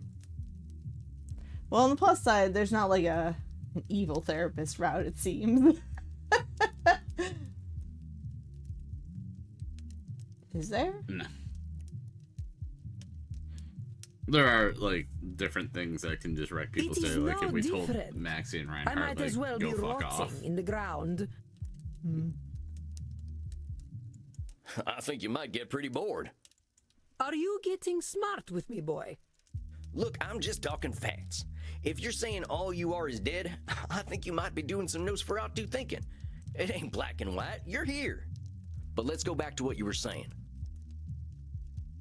You mean the route where you inspire them to become serial killers? Once, I elevated art, and all the world benefited. Why have I lost my power to elevate art now?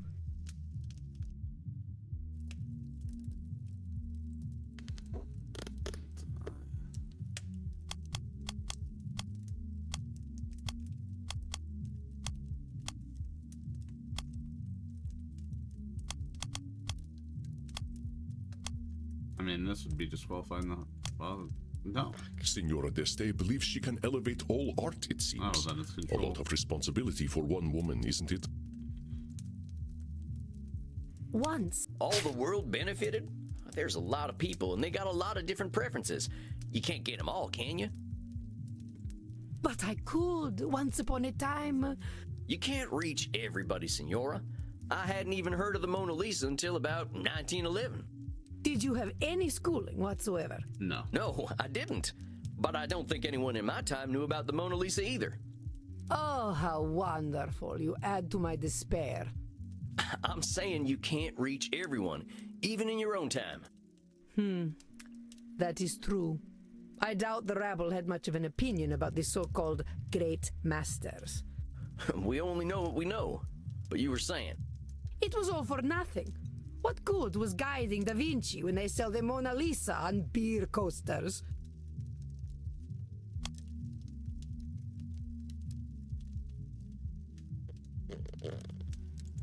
come on now. Just because the Mona Lisa's been on a coaster doesn't mean that's all it's ever been for. I think you might be downplaying just what an impact you've had on the world. The world needs no help from me to reduce my life's efforts to cheap commodities. So just because something gets printed on a t-shirt, that cancels out everything that's good about it? Yes, that is exactly what it does. And I thought I was good at disqualifying the positive. It should not be so. Art should have meaning, purpose. Beauty should expose truth. You're saying art like, should it have has a meaning should and purpose. in it. But does all art need those things?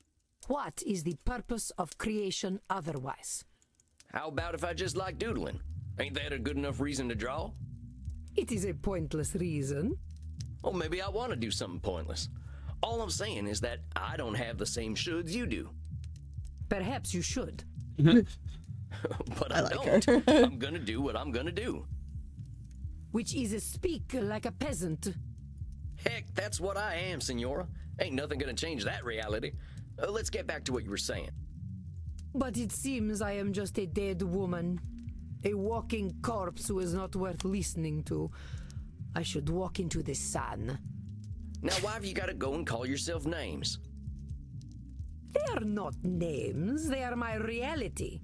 I am a dead woman, and I am a corpse, am I not? Is that all you are?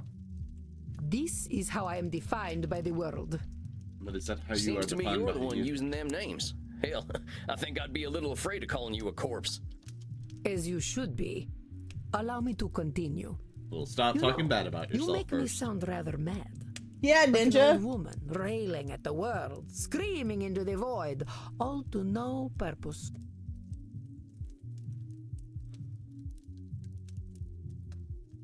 Yo, what up, Toad? They both have valid points, but I like the cowboy. Well, we are the cowboy. Old man yells at Cloud. Look, Senora, all I'm trying to do is show you where you're a little rigid in your thinking is We're all. doing therapy. Luckily, not You're ourselves. expecting a lot from the world and a lot from yourself. It ain't no surprise that you're gonna be disappointed over and over again. I suppose that is some insight.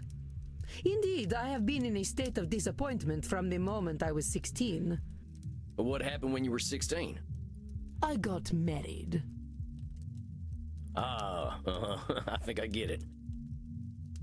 You absolutely do not get it. You are a man. Well then, help me understand. Frankie, my husband. He taught me the meaning of disappointment. He Hey, yo. taught me the world was built upon lies. These things men proclaim as values. Truth, beauty, the spiritual. They were all fiction. But if men did not live according to principle, I would. I would set the example and shame them all. Yet, what a fool I have been to think humanity had greater aims. So, what's He's this part of the greater small aim you're talking people. about? I received a humanist education as a child. I was taught that the pathway to God was through rationality and a questioning mind, not slavish devotion to tradition. This world is not Eden, but it could be. Or so I thought. That's why she was disappointed. So you're talking about a literal pathway to God? No, fool. A pathway to godliness. We're gonna To go all live Excalibur on according this to our bitch. natures. Our true natures.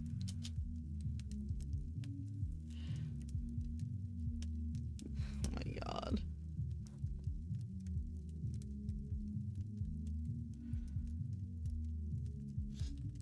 You don't want to be nudists? I don't think so. You mean being vampires? Come now, boy. Nothing could be further from natural. All this foolish hissing and copulation and blood drinking does not bring us closer to God. Are you sure about that? There are a few people screaming out somebody's names. Are you sure about that? Considering, like, the church is nothing but, you know, breeding and drinking the blood and eating the flesh. Well, we need to build the army of God. And how do you build the army of God, Ninja? Breeding, eating, taking upon flesh and blood. Oh. All this foolish hissing and copulation and blood drinking does not bring us closer to God. Holy vampires. But this is a discussion for later. Off stream. I got ahead of myself. I'm sorry. This is for But it Nightlight does After give us Dark. more time to find the path. Well, talk to me about this pathway to God. How do you reckon we find this path? Right, we're talking Okay. about the path to God. Apparently, it was picking either being Italian or being nudist. Probably. I reckon nothing. I've always known that we can find our way back to God by fulfilling our human potential to be the greatest souls possible. Control? Right? I mean, It's either Nosferatu or Control. I would say control because it's talking about ability to do something. You really think we've got that much control, Senora? All we gotta do is be perfect, and then we've got our pathway to the Almighty? Yes, it seems Something quite weird clear to about me. vampires talking about God. Why? I don't know.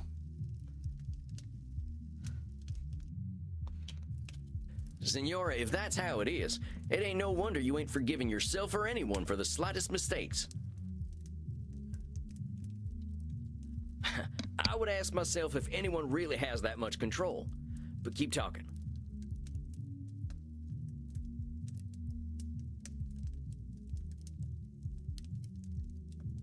I have always known we must master ourselves and our baser instincts. It is very different. Virtue must triumph over vice.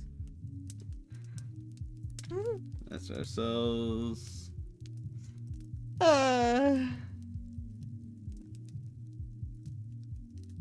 Is this a should statement?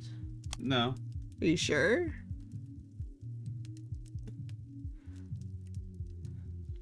I feel like this is still control. Been around a while, Senora. In all that time, when have we mastered ourselves and our baser instincts?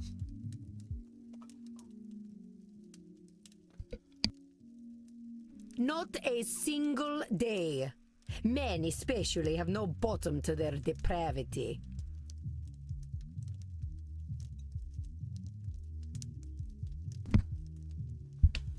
Men have no bottom. All right, fair enough.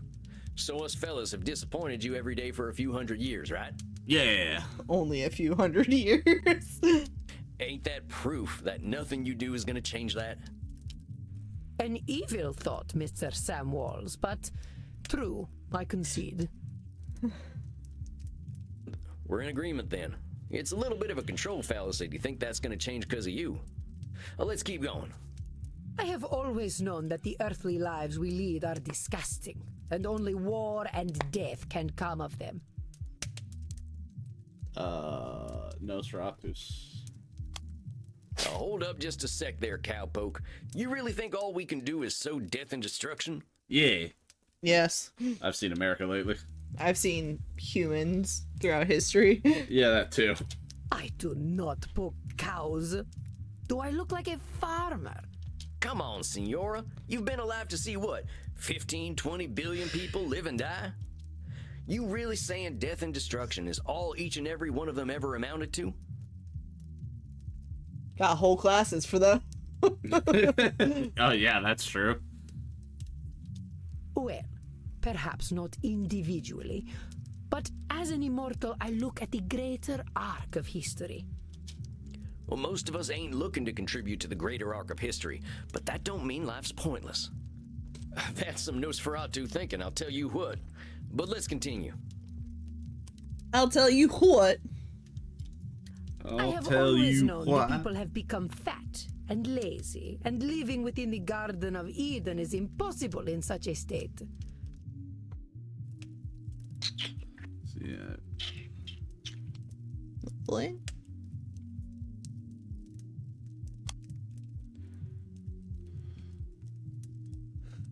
Well, I feel like it's labeling because she's saying people have become fat and lazy. Sounds to me like you're coming up with labels for kicking people out of the Garden of Eden. Is that all we amount to? Fat and lazy? Look around your own country, boy. Look at me. See my disgusting rolls and saggy features. Yo, same. Would In fact, you don't let look at me. into the Garden of Eden? Well, sure, why the heck not? I am glad you are not the gatekeeper then. You rather have a gatekeeper who wouldn't let you in? Listen, Senora, you gotta go easy on yourself with them labels. Well, let's keep talking, though. I have always known we should act with dignity if we would take our place at God's side once more. I think this here's the meat of it, Senora. The filet mignon. Filet mignon. Yikes. I fear your French is even worse than your Italian. Here's the thing, Senora. Who came up with all them shoulds that'll take you to God? No, but that's because your personality and not your physical appearance. Fair enough. Why, the greatest thinkers of history that I studied in my youth. Plato, Aristotle, Cicero, Aquinas. I did like Sounds like a Cicero. bunch of dead guys to me. They really had it all figured out Oh, way you back when, are huh? right. Well, of course not. How foolish do you think me? Not at all, Senora. Just questioning where all them shoulds are coming from. But let's keep going. So you think you are so very clever, do you, boy? Some That by days. pointing out my distortions, you have won. That is where you are truly the fool. I already know how wrong I have been, that I have been chasing an impossible fiction all my life. Indeed, I now believe that even if we did follow the pathway to God, once we reached the end, we would discover that he, too, was a work of fiction. When I say God, I mean goodness, propriety, intelligence. God himself is a lie. I see. So you've lost your faith. Yes, it has crumbled to dust, much like myself in this fat, wretched old body. Beauty and truth are lies, ideas developed by ugly men to justify their existence. While we occupy ourselves chasing those ideals, they create space wars to leech our money and our vitality. Space Wars. And to think they call me judgmental while they created the false ideal to judge against. You don't think I'm judgmental, do you, boy?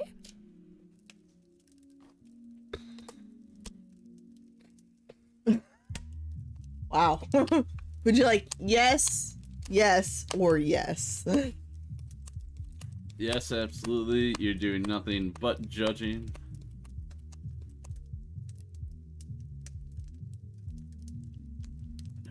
Judge. Would you like yes, yes, or yes? I would just yes, absolutely. Quick tear. I wouldn't put it that way exactly. Do you, boy? Maybe yes. Different flavors of yes.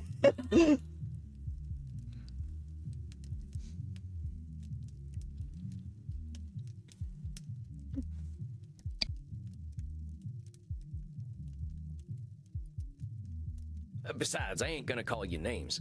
In fact, that's where I think I want to challenge you.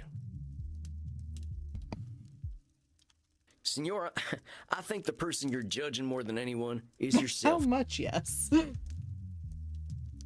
I know you got raised with all them high ideals, so of course you're getting disappointed when nobody can reach them. Deals.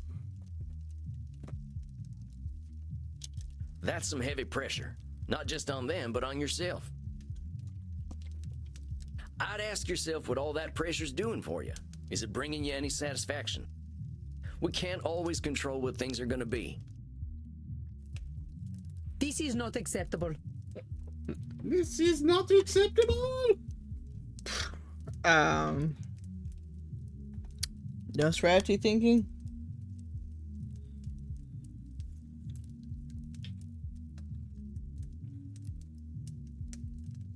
It's usually an or. She's labeling this as not acceptable. Just trying to control the situation. I got some bad news for you, Senora. None of us really Let's have go, the power B. to change the world on our own. Not even a clever lady like yourself. I suggest we start working on ways of helping you find a way to accept the world for what it is. Okay, Jesus. It's sad when it gets this slow. You're not allowed to drink it. Have some more, please. Need a sec. I just want you to know I was just hearing it base cry. and unworthy. I thought like Ty was hurt or something.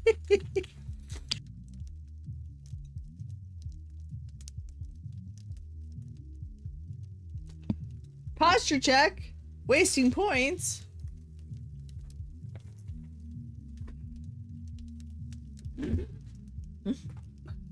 What did you do? What happened to my monitor? Okay, we're fine. Called Heart of the Cards. Wait, where are the? In here? No. No. I'm looking right at him. Heart of the Cards.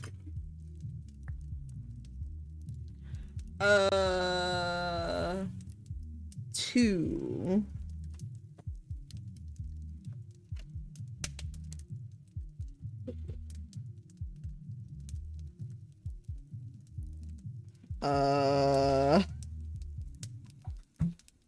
Had I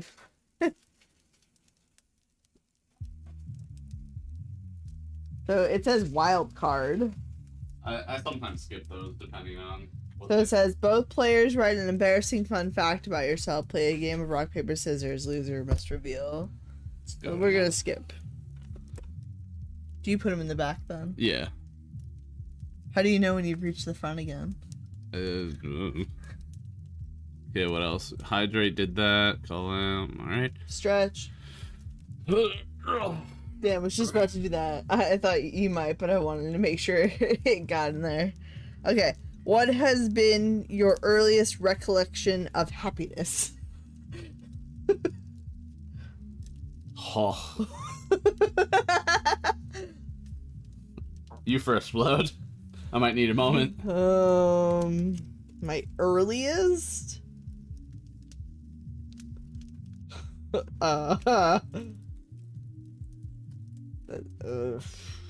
You know, earliest. I have such a piss poor memory and I don't remember my childhood. And you'll learn after this ad. So I think we're about to hit an ad soon. Ad starting soon.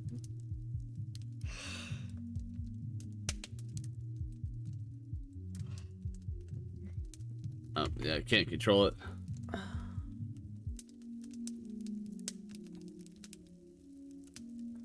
Earliest. The question was, what is your earliest moment of... Recollection of happiness. Yeah, I think we actually got 3 minutes before the ad starts. Because it says pre-rat. Oh, there it goes. Alright, ad's over now, I guess. It says ad in progress. 2 minutes and 40 seconds. Let me go to the bathroom real quick. Use this time. Say hi to chat for me. Type it in.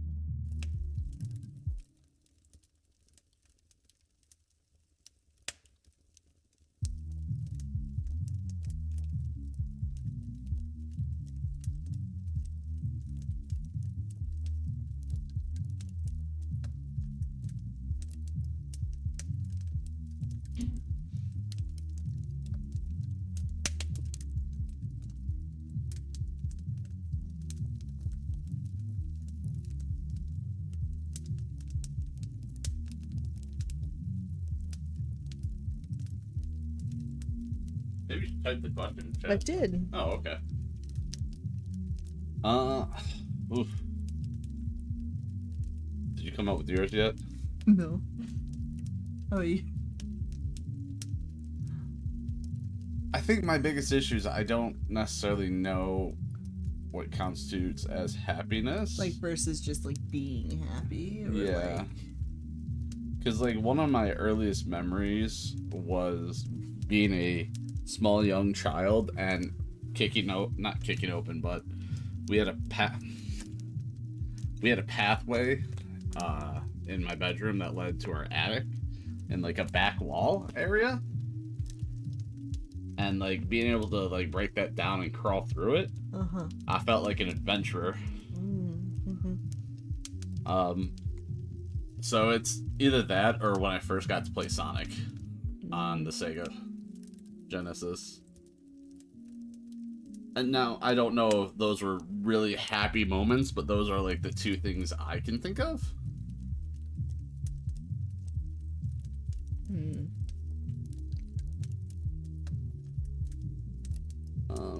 Going to 64 with Smash Bros. 64 Christmas when I was 6. Yeah, we got Mario 64 and I think Star Fox is how we started off the 64 adventure. Alright, ad's over. Swap back.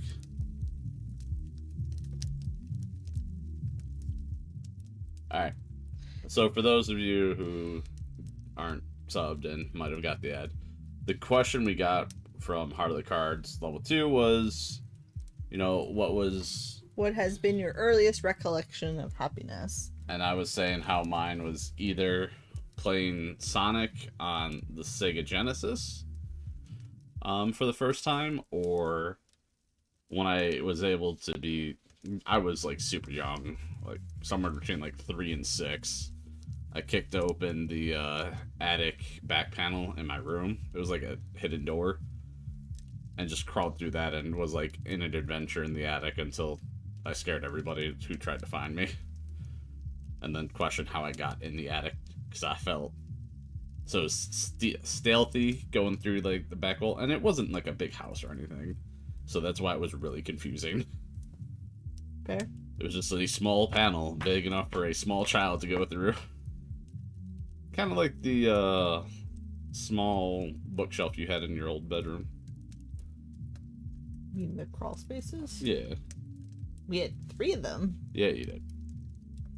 Have 3 of them, I guess. And then Sharp was sharing getting the 64 with Super Mario 64 and Smash, and then getting Star Fox and buying Legend of Zelda Ocarina of Time. Good times, good times. Alright, let's continue with Isabella. Remember that term I told you about? Nosferatu thinking? You're gonna strip all the color out of the world if you keep doing that. The world's a lot more than just base and unworthy. Nosferatu thinking. I am not used to having my own thoughts thrown back at me. Welcome to therapy, That's why bitch. you're here, ain't it? I ain't gonna help you change the world, Senora. All I can do is help you find some other perspectives. That's what my I therapist told suppose me. there is a certain simpleton's wisdom. And then I realized I was in the way talking to you Ender, speak. who calls me a bitch regularly. I was about to be like, it's like, you went to therapy once.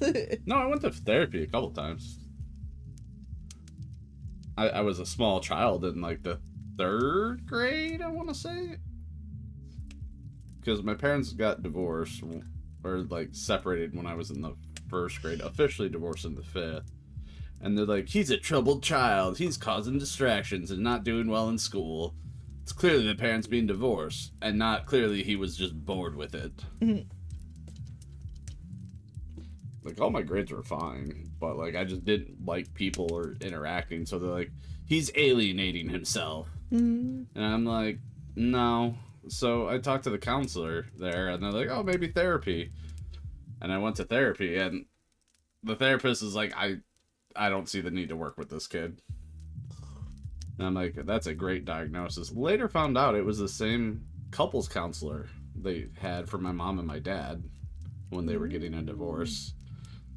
And my dad fucking hated her. Okay.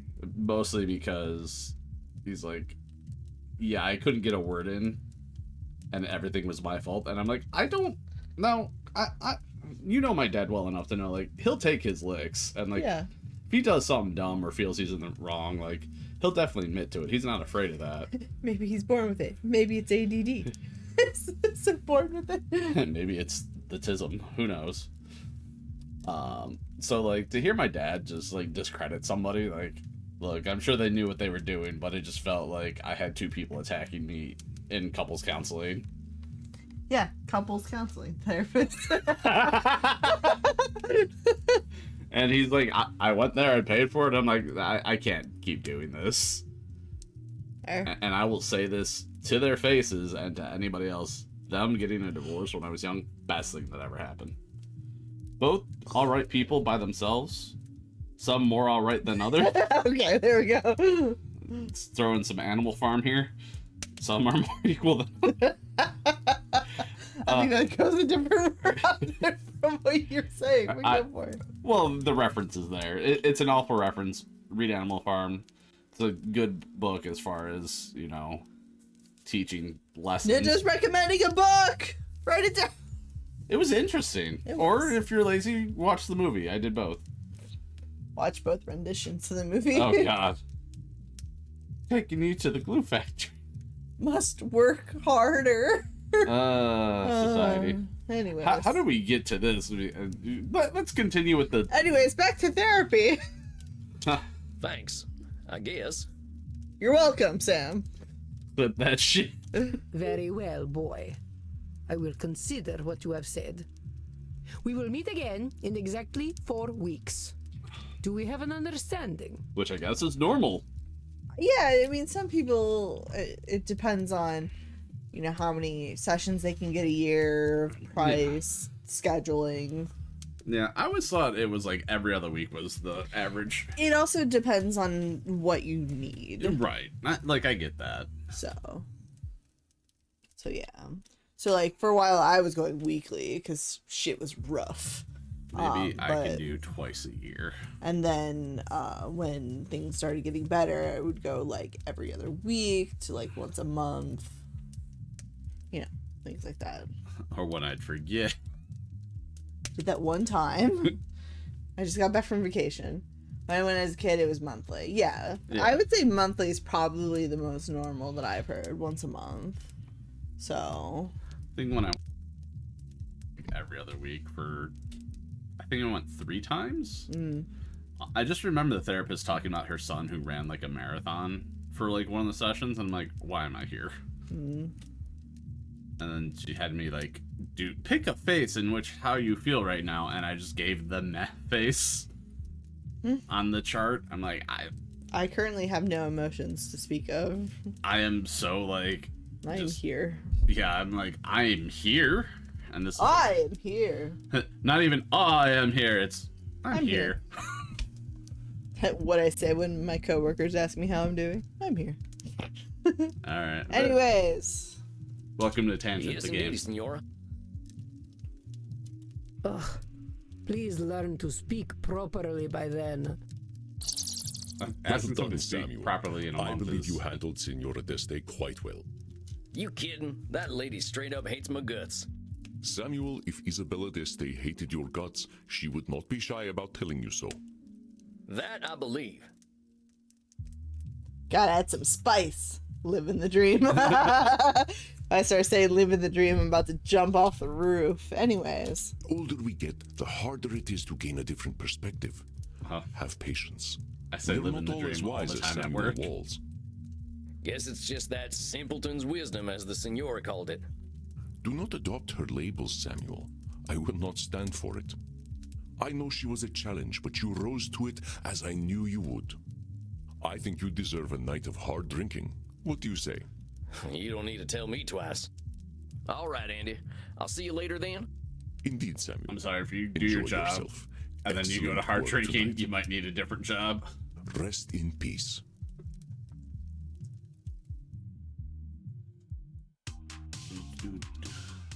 Yo, do we touch the I ground think again? that's enough abuse for one night.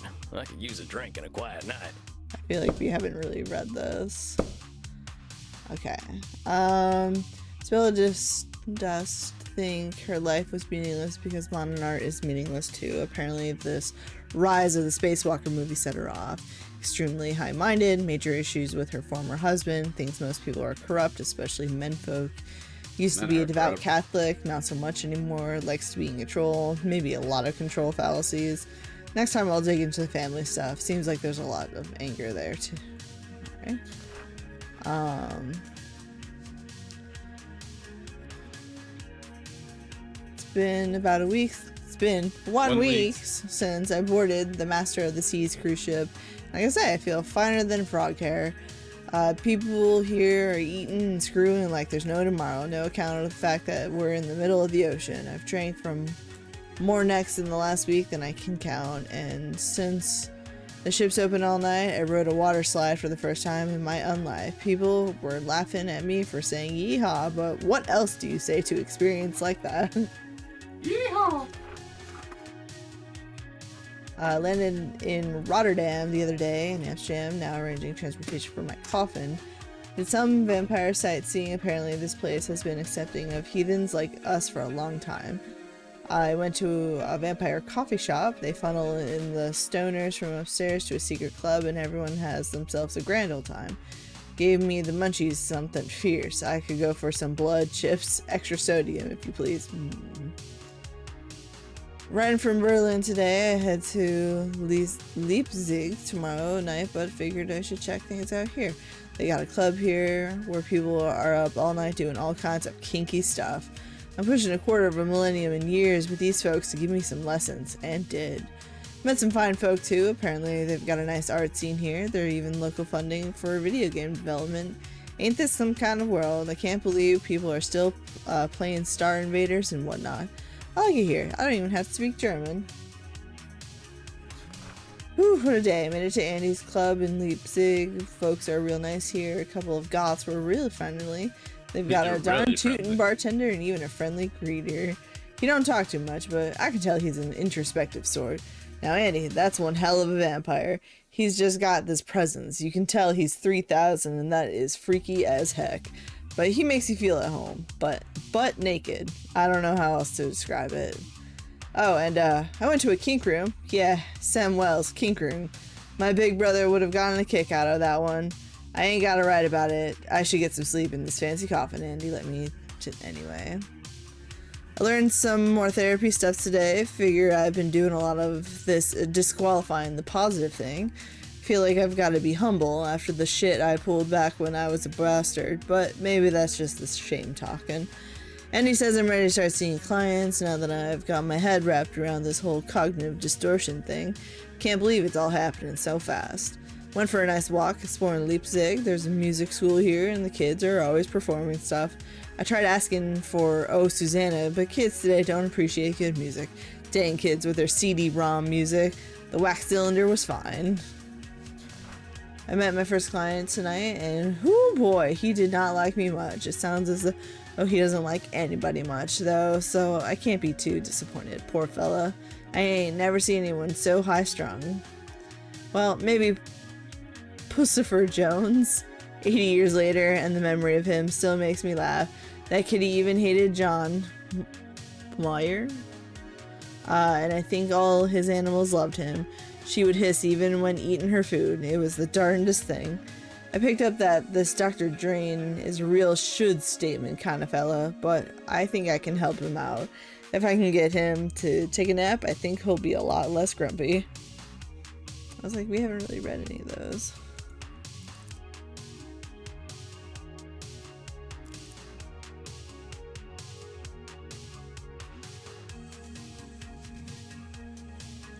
Anyways, dang, I think that's enough use for one night. I could use a drink and a quiet night.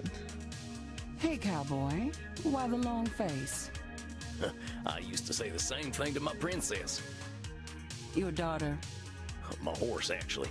She never really understood the joke, but I still like telling it to her. You didn't answer my question, Gunslinger. What's got you down?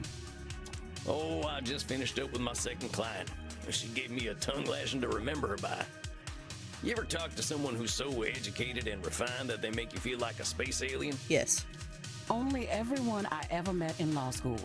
At least until I learned to speak their language. You're a lawyer? Was, and no, I wasn't the blood-sucking kind before you start with the vampire jokes. Just a wide-eyed DC do-gooder. But I get what you're talking about. People can use language like a membership card. You don't speak the lingo, you don't get in. Well, that's just what I mean. I just ain't sure I've got the lingo for a 500-year-old high society Renaissance woman. Well, how do you think your session went? Think she heard you?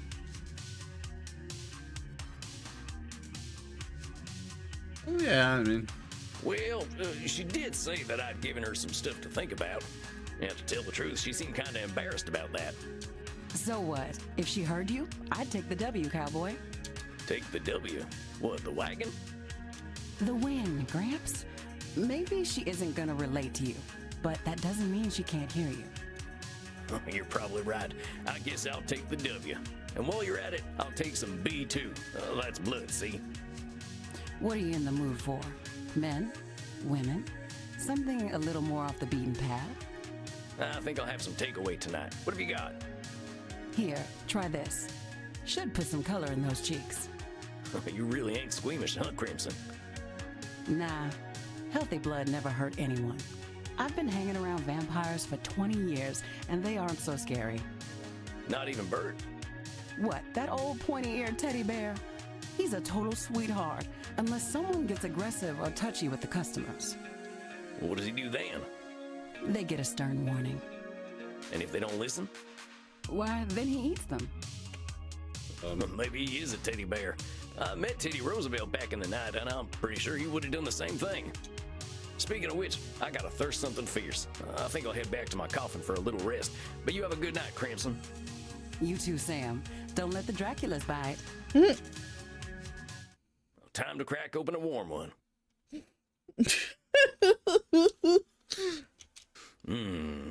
That's the good stuff. Now, maybe I can That's find a the quote from one of my stuff. favorite books that'll help give me a little inspiration. Or I could watch the Three Stooges hit each other a whole bunch. Or I could just go to sleep. What's it gonna be, Sammy boy?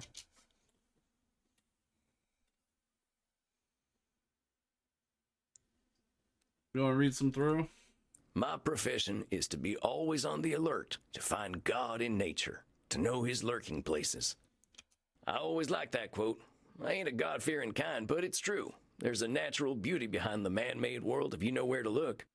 Isabella D'Este's all culture and breeding, but underneath, she's got her vulnerable and beautiful humanity too. I just gotta remember that.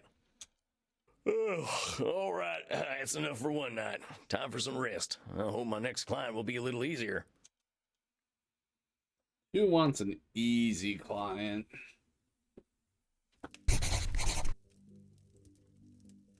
Samuel, good evening. I am glad to see you looking so fresh and well slept. Uh-oh, something tells me I'm in for it tonight. The truth is seldom unseen by you, my friend. Tonight, you face perhaps one of the most difficult challenges a therapist can face. The fact that you may not be able to help everyone. In truth, I have failed to help clients with this particular disposition many times. Hey, I'm new at this. You're nigh on 3,000 years old. If you can't help them, how can I? It is not guaranteed that we can help every client. To think we are powerless to help any is a cognitive distortion itself. I believe you know it.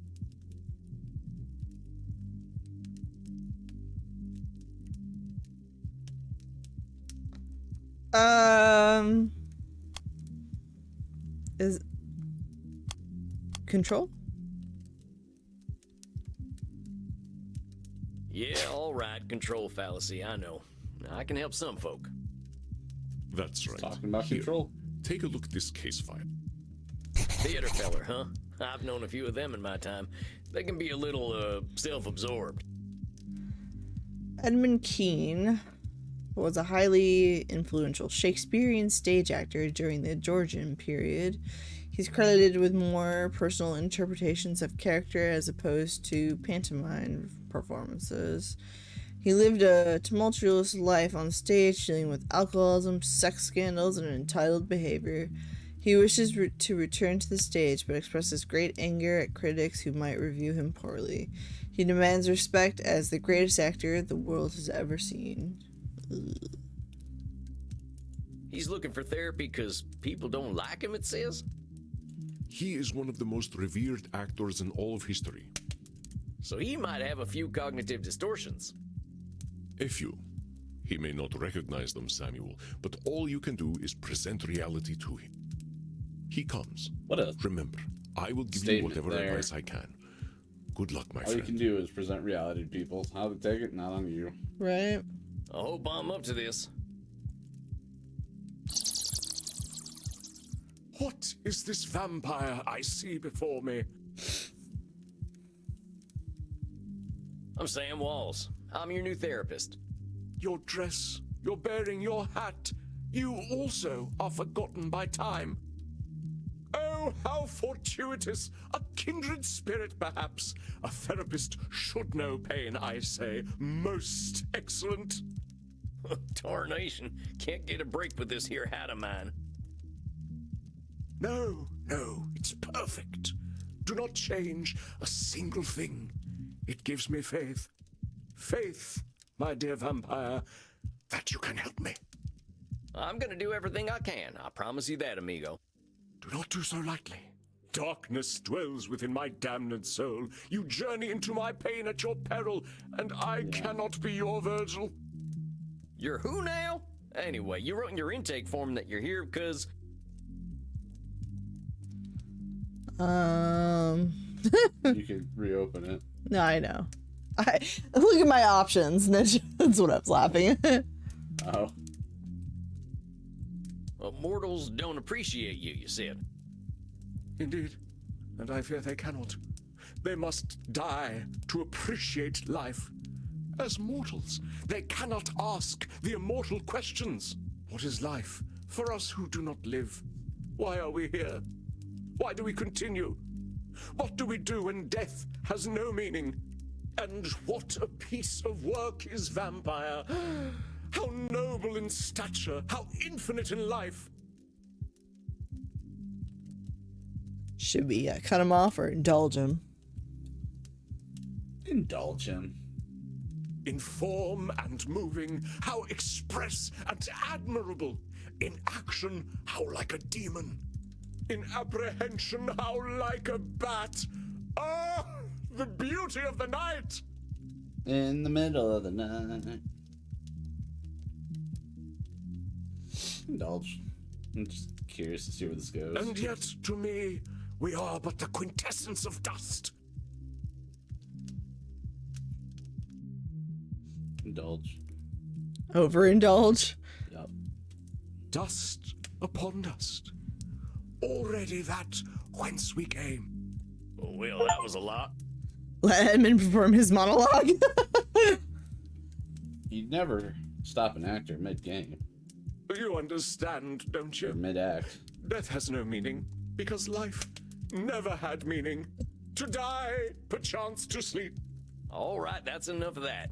Before we answer the question of why we're all here, why are you here? Well, that is, what exactly drove you to me, partner? Oh, that. Well, Pustule, a theatre historian I recently seduced and killed, sprang the seeds of doubt in mine corpus.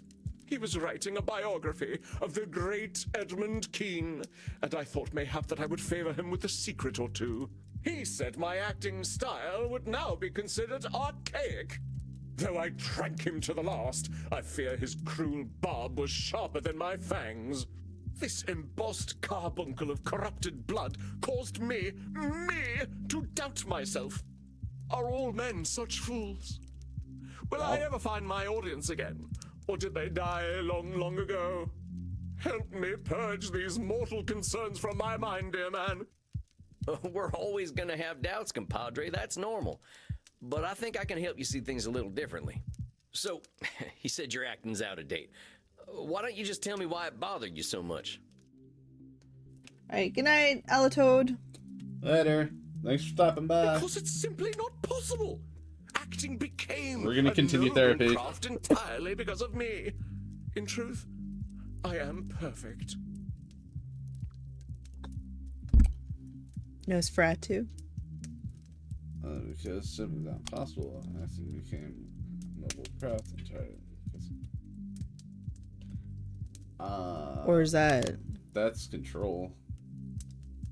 Hold on a sec there, partner. Mine's Acting load. became We a gotta noble get 20 craft right 'cause in of a you? row. Yikes. That's a lot of control over a whole skill. Yes, impressive, isn't it? So long as men can breathe or eyes can see, so lives mine art. Don't let the and this vampires bet gives unless you life want them me. to. Well, those are some pretty words. You make that up yourself?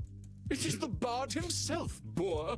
Yeah, make that up yourself. Maybe he had something to do with the development of your craft then. It ain't been just you. Well, naturally. But Shakespeare's works are simply words upon a page without me. Compadre, I think you know he gave you a leg up in your career. You can share in the success a little. Oh, there are celebrated actors in these times, yes. But any success they have is due to my beating the path for them to follow.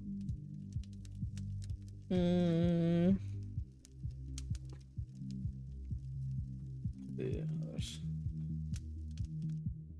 Sus. That's still control. No? This is a special client. Remember that his distortions can be about others, not just himself. Oh, there So are labeling? celebrated actors in these times, yes. But any success they have is due to my Or beating the path for them to disqualifying follow. positive. I'm disqualifying the positive. Oh, wait a minute. You're saying that every actor's success comes straight from you. Well, that's one. 19 more to go. Of course. Even the greatest among my art would have been consigned to obscurity had it not been for my advancements. Every single one of them ain't had nothing of their own to give to the theater? Well, I suppose one or two actors in the last 300 years have impressed me. Well, don't you think they deserve their own success? I suppose mortals are owed their 15 minutes of fame. One must have some pity for them. We are not monsters. But the actors of modern times, they are shallow, beggarly parrots. Parrots who screech the lines, but do they know them? Do they feel as we feel? This guy needs to eat garlic. So you're saying modern actors are parrots? Two. Indeed, they are only mimics, and thus no better than a well-trained bird. Also, garlic. Vampires like garlic. If anything, it helps the blood go faster. In fact, they love when other people eat garlic. It helps it helps like coagulate the blood or something. I can't remember the exact. Not coagulate, but it does make it like flow better. Yeah. So the whole lame. So the whole like vampires don't like garlic is a what about crosses? Depends on what lore you follow. Mostly no, or you have to have actual faith for it to work. So depends on the vampire, depends on the story. Depends how much you paid for the cross. No. And if there's guns hidden inside of it.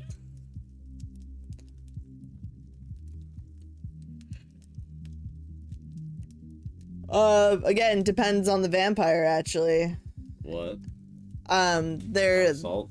no, there's some lore about one of the vampire's true weakness is counting. So if you throw salt at them, they are compelled to sit there and count every grain. I thought that was leprechauns. It's also vampires. Huh. So silver bullets, that's a usual pretty consistent because silver is a natural thing, I guess, or pure thing from this earth, and whereas vampires and werewolves are not. Plus, if I got shot with pure silver or beat to death with pure silver, I'd be dead too. Yeah, but usually they say the silver bullet has to go either through the heart or you have to decapitate. Maybe a shot through the brain, I can't remember. Okay, so a silver bullet made for a 45. But when in doubt, decapitate. That's the Decapitate, salt, and burn. correct. That'll take care Flamethrower, again, decapitate first, then salt and burn it. But that's gonna be the go-to here. If it has a neck, decapitate. Anyways. You don't think they're actually birds, do you? My dear boy, they live such short lives. What else can they do but ape the words and actions of their forebears? But when you call them birds, you're just labeling them that. You ain't giving them a fair shot. Oh, come now. I was clearly employing a little dramatic license. But we're here to talk about truth, right, compadre? It is my gentle direction that takes the craft to higher echelons, and mine alone. Acting does not evolve without me. Oh, that's cute.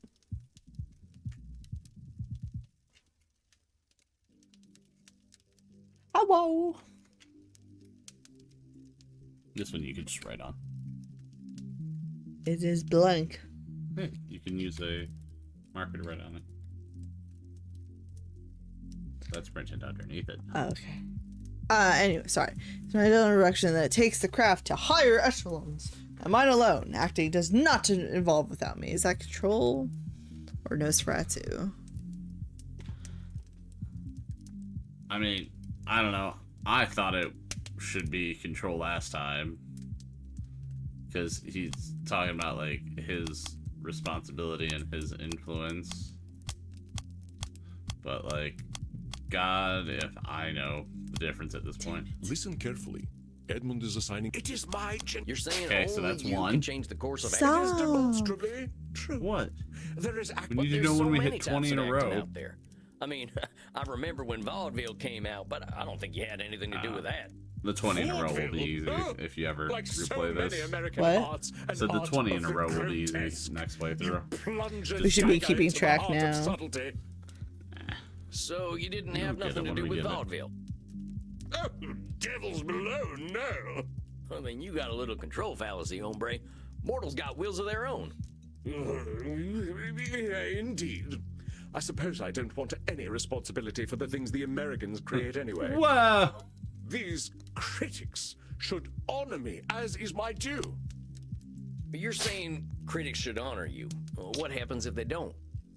Then they are not doing their jobs properly. I do not ask for their laudations without cause. But if a so-called critic does not recognize my contributions to the theater, what do they know of the theater?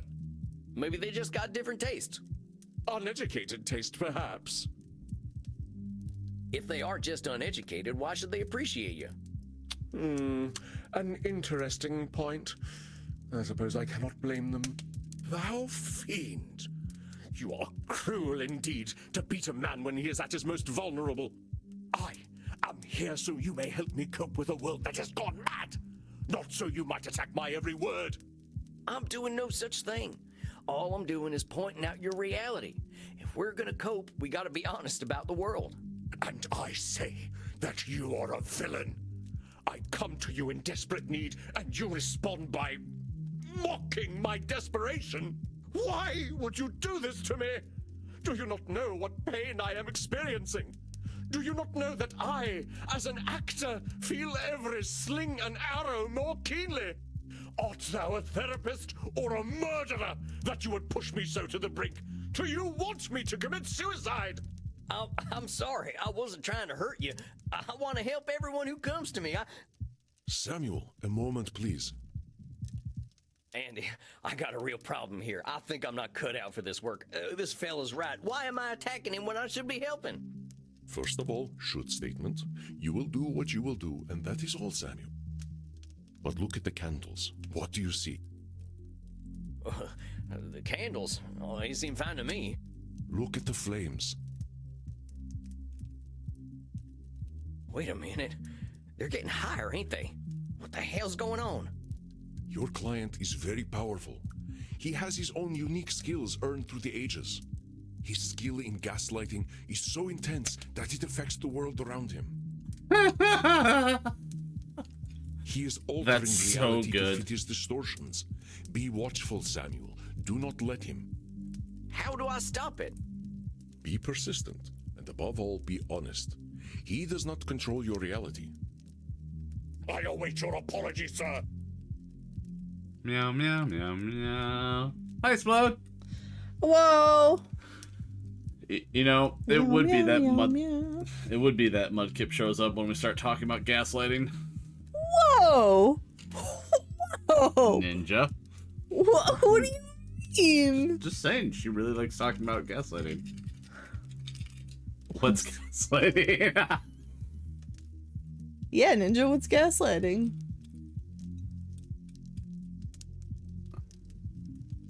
I don't have anything to apologize for.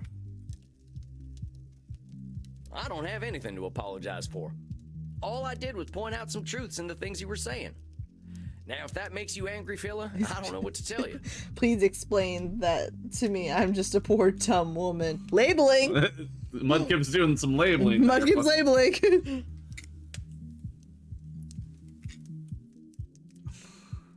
I didn't say it. Ninja said that. Oh, Ninja! Are you labeling Mudkip? I've never said that. I have the utmost respect for the womankind. You wound me, but I am strong. I persist. I fight. I know my worth, sir. I have fought and died for my art. How could you ever forget saying such a heinous thing to me? Gaslighting right there. I shall take my business elsewhere, and vampire society shall hear of your quackery. Stop him, Samuel. It is not anger, but fear that drives him. Show him he has nothing to fear from you. I still don't know what that is. Well, stick around, Mudkip. We're doing vampire therapy.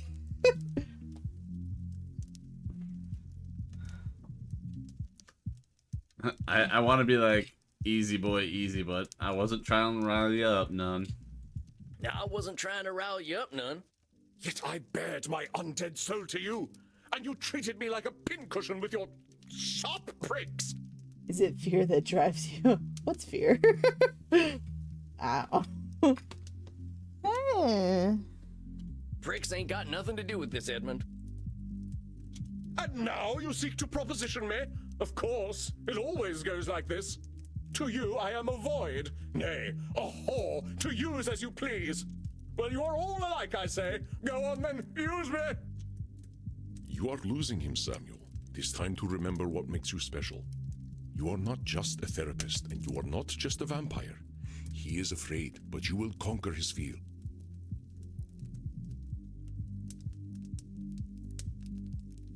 Easy, boy, easy. The fuck was that? Please tell me that was the game. It was. Okay. Splode, I hate to tell you, but I'm seeing Riders of the Store. And you are... What are you doing in my place? No, buddy. It's okay. In a moment, you won't remember this. I shall not go easy. I shall not. That sounded like ghost horses. Ain't nobody gonna hurt you. There's a good vampire. A good vampire? What on... He just wants to be told he's a good boy. You're safe now. Ain't nobody here to hurt you or make you feel bad. But I... I'm your buddy. That's us. We're just buddies, ain't we? Buddies? Yes. A friend. A friend. He's treating him like a spooked horse. That's amazing. A friend who wishes to help me. You feeling better there, compadre? I must confess that I am. The flame is lower. I scarcely understand how. I called you a good boy and your brain went... Hey, well, that's just great. I want this to be a comfortable place for you. Yes. Yes, I do believe you. After all, your profession is in many ways similar to acting. It is no wonder that we find common ground. How is therapy like acting? It is the exploration of the soul, is it not? A journey into pain and truth. We see those pains and truths and reflect them onto the cruel world. I ain't sure I quite see it like that, but it's true that reflecting is important. Kind of funny when we can't look in a mirror, huh? One of death's cruel ironies. Thus must we see our reflections in the mortal audience instead. You care a lot about what the mortals think about you. Of course I do. Why should I give a fig about what we dusty old folk think, eh?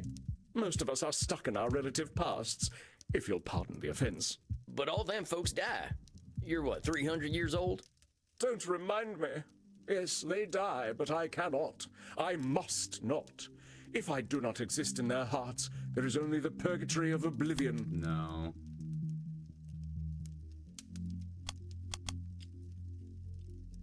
Yes. You cannot, you must not. You're talking like there's only one future. Correct. See, I'm For good. me, there is only I should one never be a future, therapist. save oblivion. Come on now, that's a little extreme. 'Tis not so. What else have I but the stage? Well, that's a fine question. I'll tell you what, though, compadre, you are more than the stage. What if theater just didn't exist? Perish the thought. Perish it with all due enmity. Unlike some vampires, I am not some blood-guzzling parasite who will idly sit and wait as the world turns. So therapy is just treating people like they are a horse. That's what I'm learning. Therapy is like... It's like when you're in your car and it's making a funny noise. And so you take it to a shop.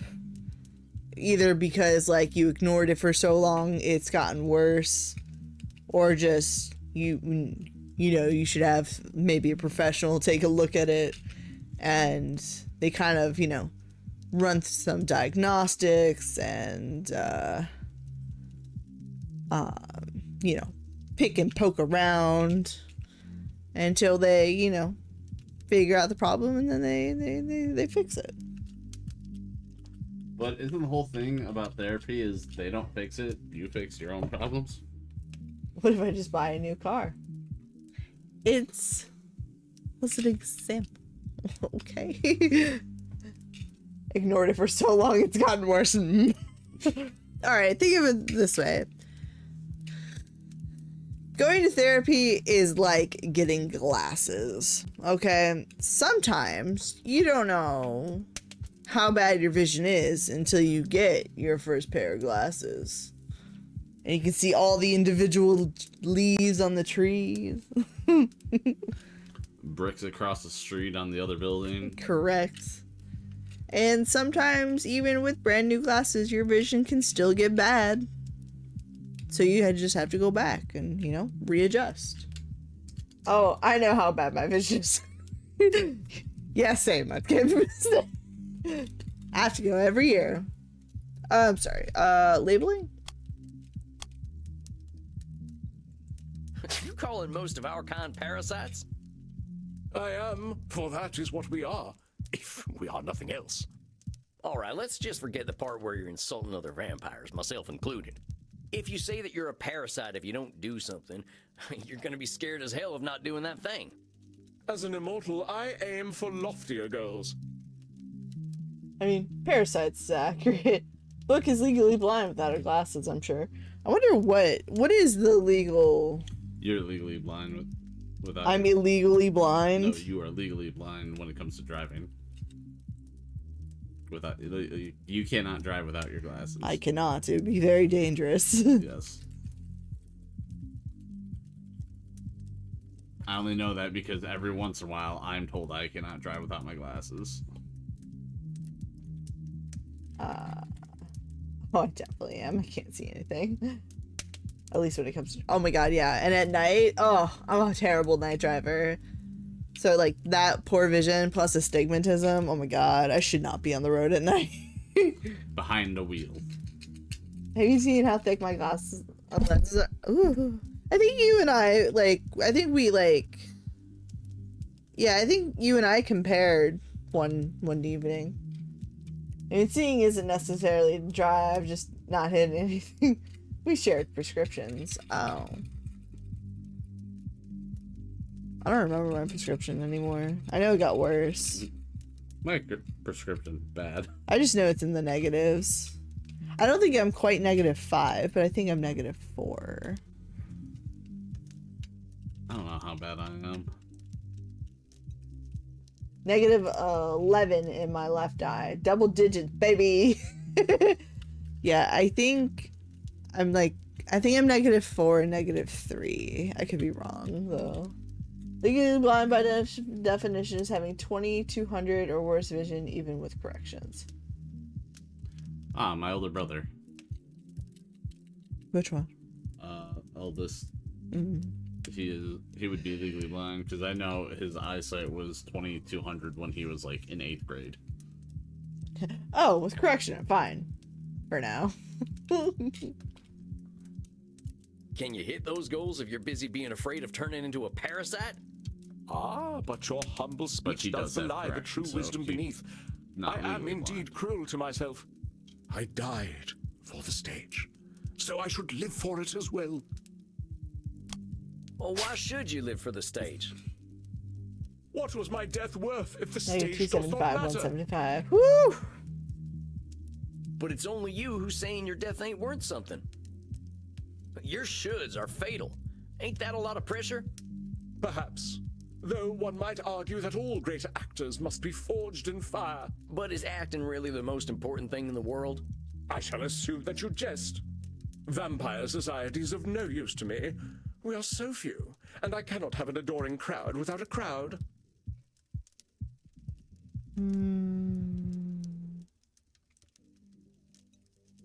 Control? Pretty sure it's Nosferatu because it's like all or none. But I could be wrong. Vampires ain't got nothing to offer you. Nothing they can give, no. Vampires do not understand the avant-garde. Vampires have a lot to give. We got time to understand things mortals just can't. I think you're painting vampire society with a pretty broad brush. We got some redeeming values. Oh, perhaps. But an understanding of the stage is not one of them. You know, I see what you are doing. The motivations of man are well known to me through my art. And what am I doing? You are mocking me, undermining me, causing me to doubt myself. I know thy purpose, wretch. This therapy business is all a ruse. You would lay me low and claim dominion over me. All I'm trying to do is help you, friend. Reality's a lot easier to deal with when you can accept it for what it is. So, now you doubt my sanity? Is there no end to your japes and jabs? I shall not break. Oh, you shall see. The tides of cruel seas will crash upon me, but I do not wither. I know thy game, trickster. You wish to keep me in your debt. The more I doubt myself, the more you take from me. You think you are clever, but thy tongue outvenoms all the worms of the Nile. That fire's really going in the background. Well, what have you to say for yourself? Speak, that I might hear thy bile. Tame him like a wild horse. Easy there. Just What? I know you're upset and you're scared. I ain't gonna hurt you. But you want to hurt me. Good vampire. Ain't you sweet? Yeah, it's all Who's right. your good boy? You really don't want to hurt me. You'll keep me safe. We're safe. Ain't no place safer than right here. We're friends. That's right. You're my buddy now. Just my pal Eddie. In truth, I am oft left bereft of friendship. Our kind can be difficult. You mean vampires? No, actors. But to sense one is not alone in all the world is a feeling to be cherished. You ain't alone, I promise you. Whatever bad stuff we're living, someone else has lived it already. 'Tis so. Many geniuses were unappreciated in their time, with wonders of their craft consigned to history's dusty pages. Even the bard himself did struggle. There is some comfort in that. Common nocturnality. We all got the same needs, man. Blood, safety, and sex. hey, yo. Indeed. I too am akin to the doomed Achilles, though my sore spot lies not so low, but twixt stem and stern. Tain't my place to comment. Oh, it seems the spot is no secret to you after all. Maybe we can talk about that some more in your next session. I think you did pretty dang well today. Yes, I suppose I did. I am rather good at therapy, aren't I? If you're here and wanting to get better, yeah. What does he I'd say just that remind makes me you of, pretty good at therapy. Kyle from, Because he's overdramatic. yeah. Well, one mustn't rest on one's laurels, must one? That's right, Eddie. Okay, I'll see you in a few weeks then. Aye, we shall vanquish my demons together. I cannot tarry. The stage awaits. Beam! Dang, what the hell was that? Dude, I wish I had chairs that One of move the that darker fast. malignancies of the mind, dear Samuel. You sure I'm up to this? You were masterful, Samuel. You were able to take your knowledge about cognitive distortions and turn their definitions outward. And we must speak about this equine ability of yours in your next session. Equal? Oh, that. Yeah, I learned a lot about Horse. myself through my horse.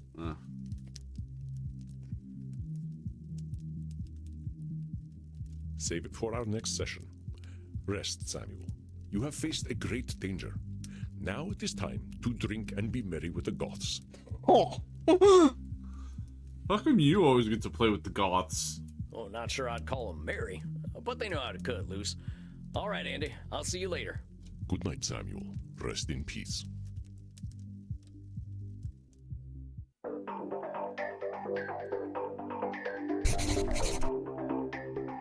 Well, that was one of the weirdest experiences of my life. I probably want to forget that. I should go talk to Crimson. Really quick.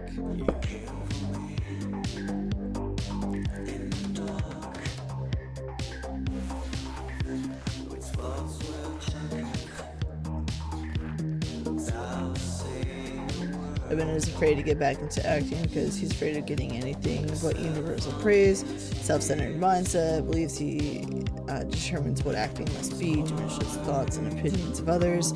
Champion gaslighter tried to convince me I was attacking him, sees the world through theater. Next time I like to dig in on where all this comes from. Why is this fella so insecure?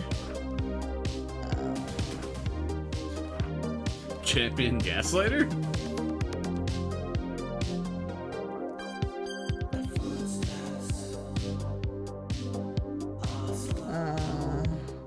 Yeah, here we go. Had a doozy of a client tonight by the name of Isabella Dest. Holy hell, that is one strong lady. I was shaking in my boots half the time talking to her. I read up on her on Wikipedia and was glad I hadn't done that before our session. I would have been even more scared. I'm surprised we could even have a conversation. She was the Pope Leo X's sister-in-law. How the heck do you deal with a family like that? I've had a nice week otherwise. Been exploring the graveyards here in Leipzig. They're real fancy here. Guess it ain't no surprise this place has so many goths.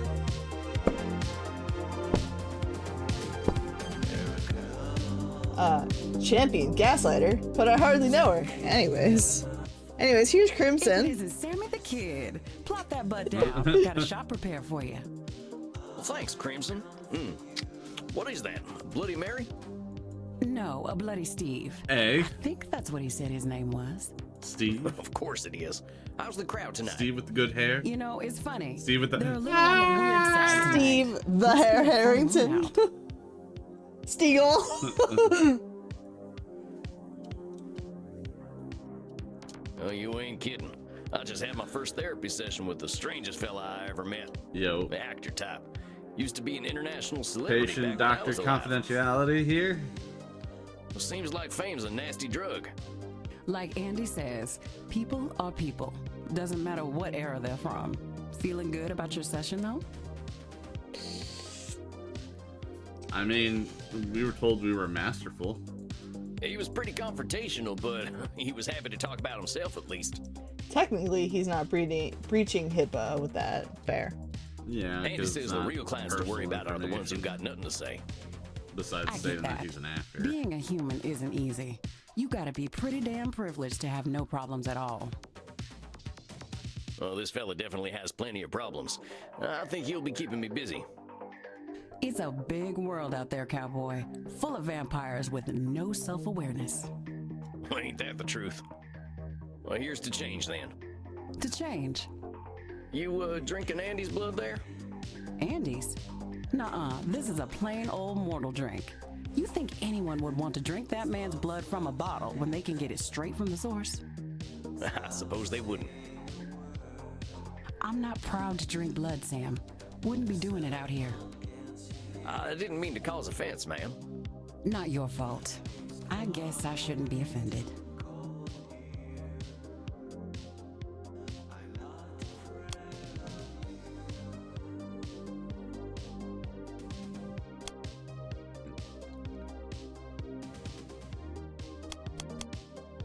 Does have should in there. I know. Sometimes I wish I wasn't so self-aware. It seems nice not to be. I know, right? Should? Scared. Fires these missiles! Huh? Fires these missiles! For should? Oh. Who's telling you that you shouldn't be offended, Crimson? I know this blood drinking stuff is complicated. Damn right it is. If we get some more, maybe it'll finally work. Look, I have customers to deal with. But let me give you some advice, Buffalo Bill. No therapy in here. What happens at Eminard happens with consent. Got it? All right, that's fair, and my sincere apologies. It won't happen again. That's right. Oh, dang it. I've gone and made myself unwelcome. I better get out of Crimson's way. You. Oh. Huh? Do I know you? I know you. I've been watching you, vampire. Play along. Yep, that's me, drinking blood to live. Yes, you do. I saw you. I see everything. So many eyes. Are you an angel? That name hurts to read. My name is Panoptibella. Panoptibella. Panoptibella. It means I see all, and I am beautiful. I saw you in the kink room with Reinhardt and Maxi, and now I see that you are thirsty and would like to drink. Yep, that is so. Damn it. Explode. Come, drink from my neck. I wish to see what it is like. Okay, confidence, good for them. Oh no, now it's starting soon. This feels like a trap. Can I skip it?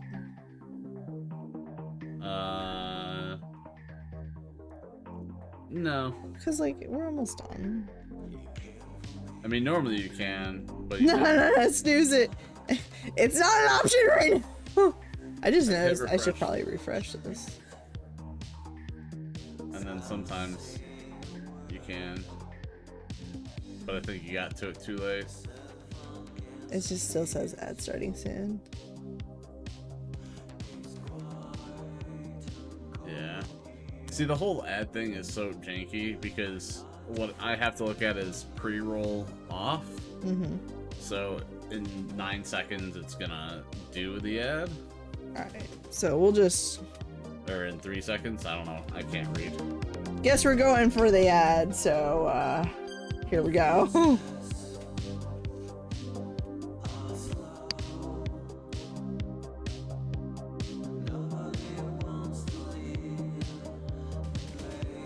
Well, it's not giving me the option to turn it off, so...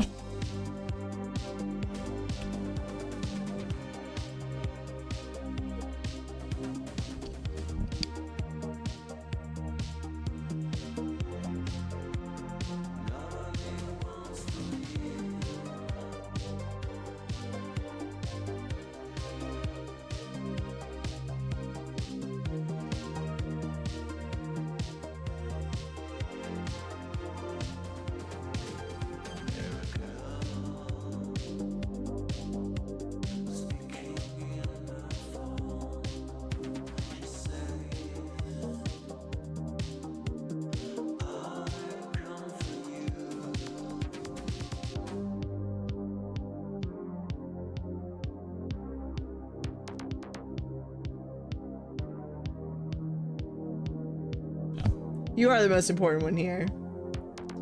I'm gonna take this opportunity to pee. We have the time! We have 1 minute 30 seconds. Pee fast.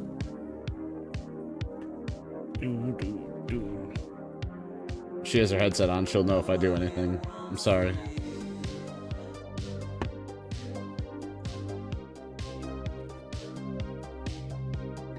Let's see who's streaming while we have a minute.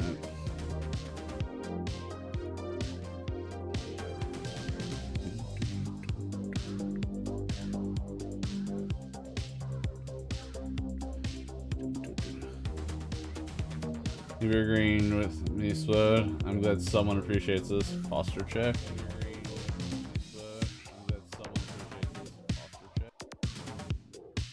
And hydrate.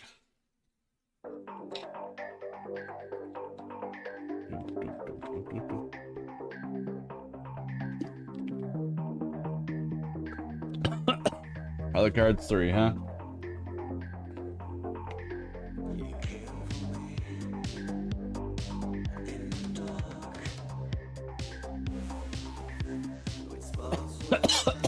That one doesn't work.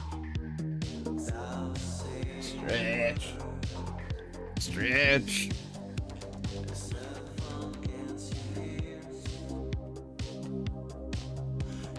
Doesn't work. That doesn't work. It's a drink, not a nail. Well, we know Ninja can't swallow. That's fine. If you could prescribe me one thing to do for the rest of this month, what would it be and why?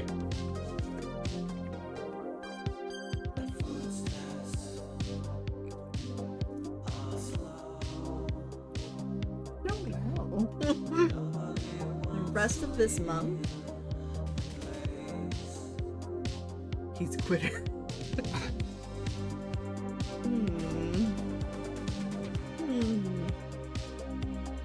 Practice drinking and not choking.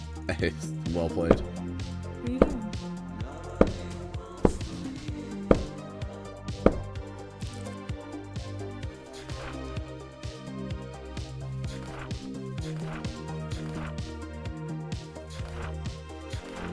I'd like you to practice not disqualifying the positives. No. Anyways.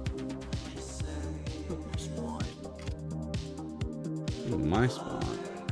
Well, I was playing, that's why. Okay. You guys, we are in the BRB screen still. I know. Okay, we haven't started yet. Yeah, We're we going haven't. to now. Okay, anyways, come, drink from my neck. I wish to see what it is like. Fucking Christ. Bite the blue vein.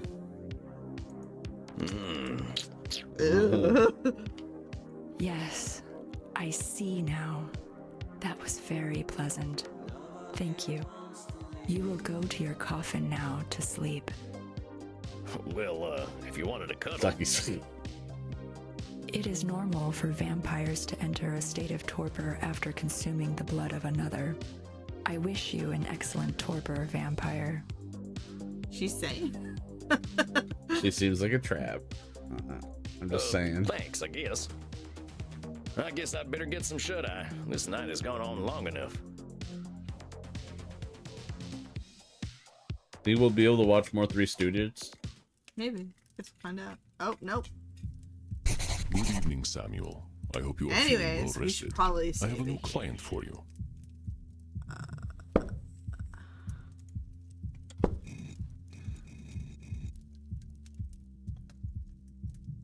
Man, imagine if the game just broke on us and we didn't save through any of this.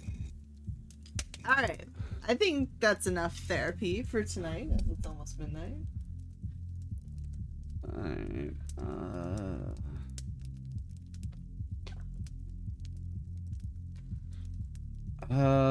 Hades or Cult of the Lamb?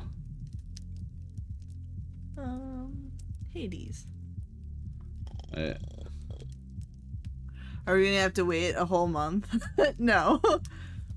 We will be back with more therapy next Tuesday. Now that we can officially say this is not a sex game. It does have a weird mini game, but you know. Yeah, we'll see. No promises, but probably. But Nelly just got fully comfortable on my lap. Aw. Wait, what was that question? What mini game? What did I miss? Don't worry about it. Bye-bye now. I guess you'll find out next week if it happens again.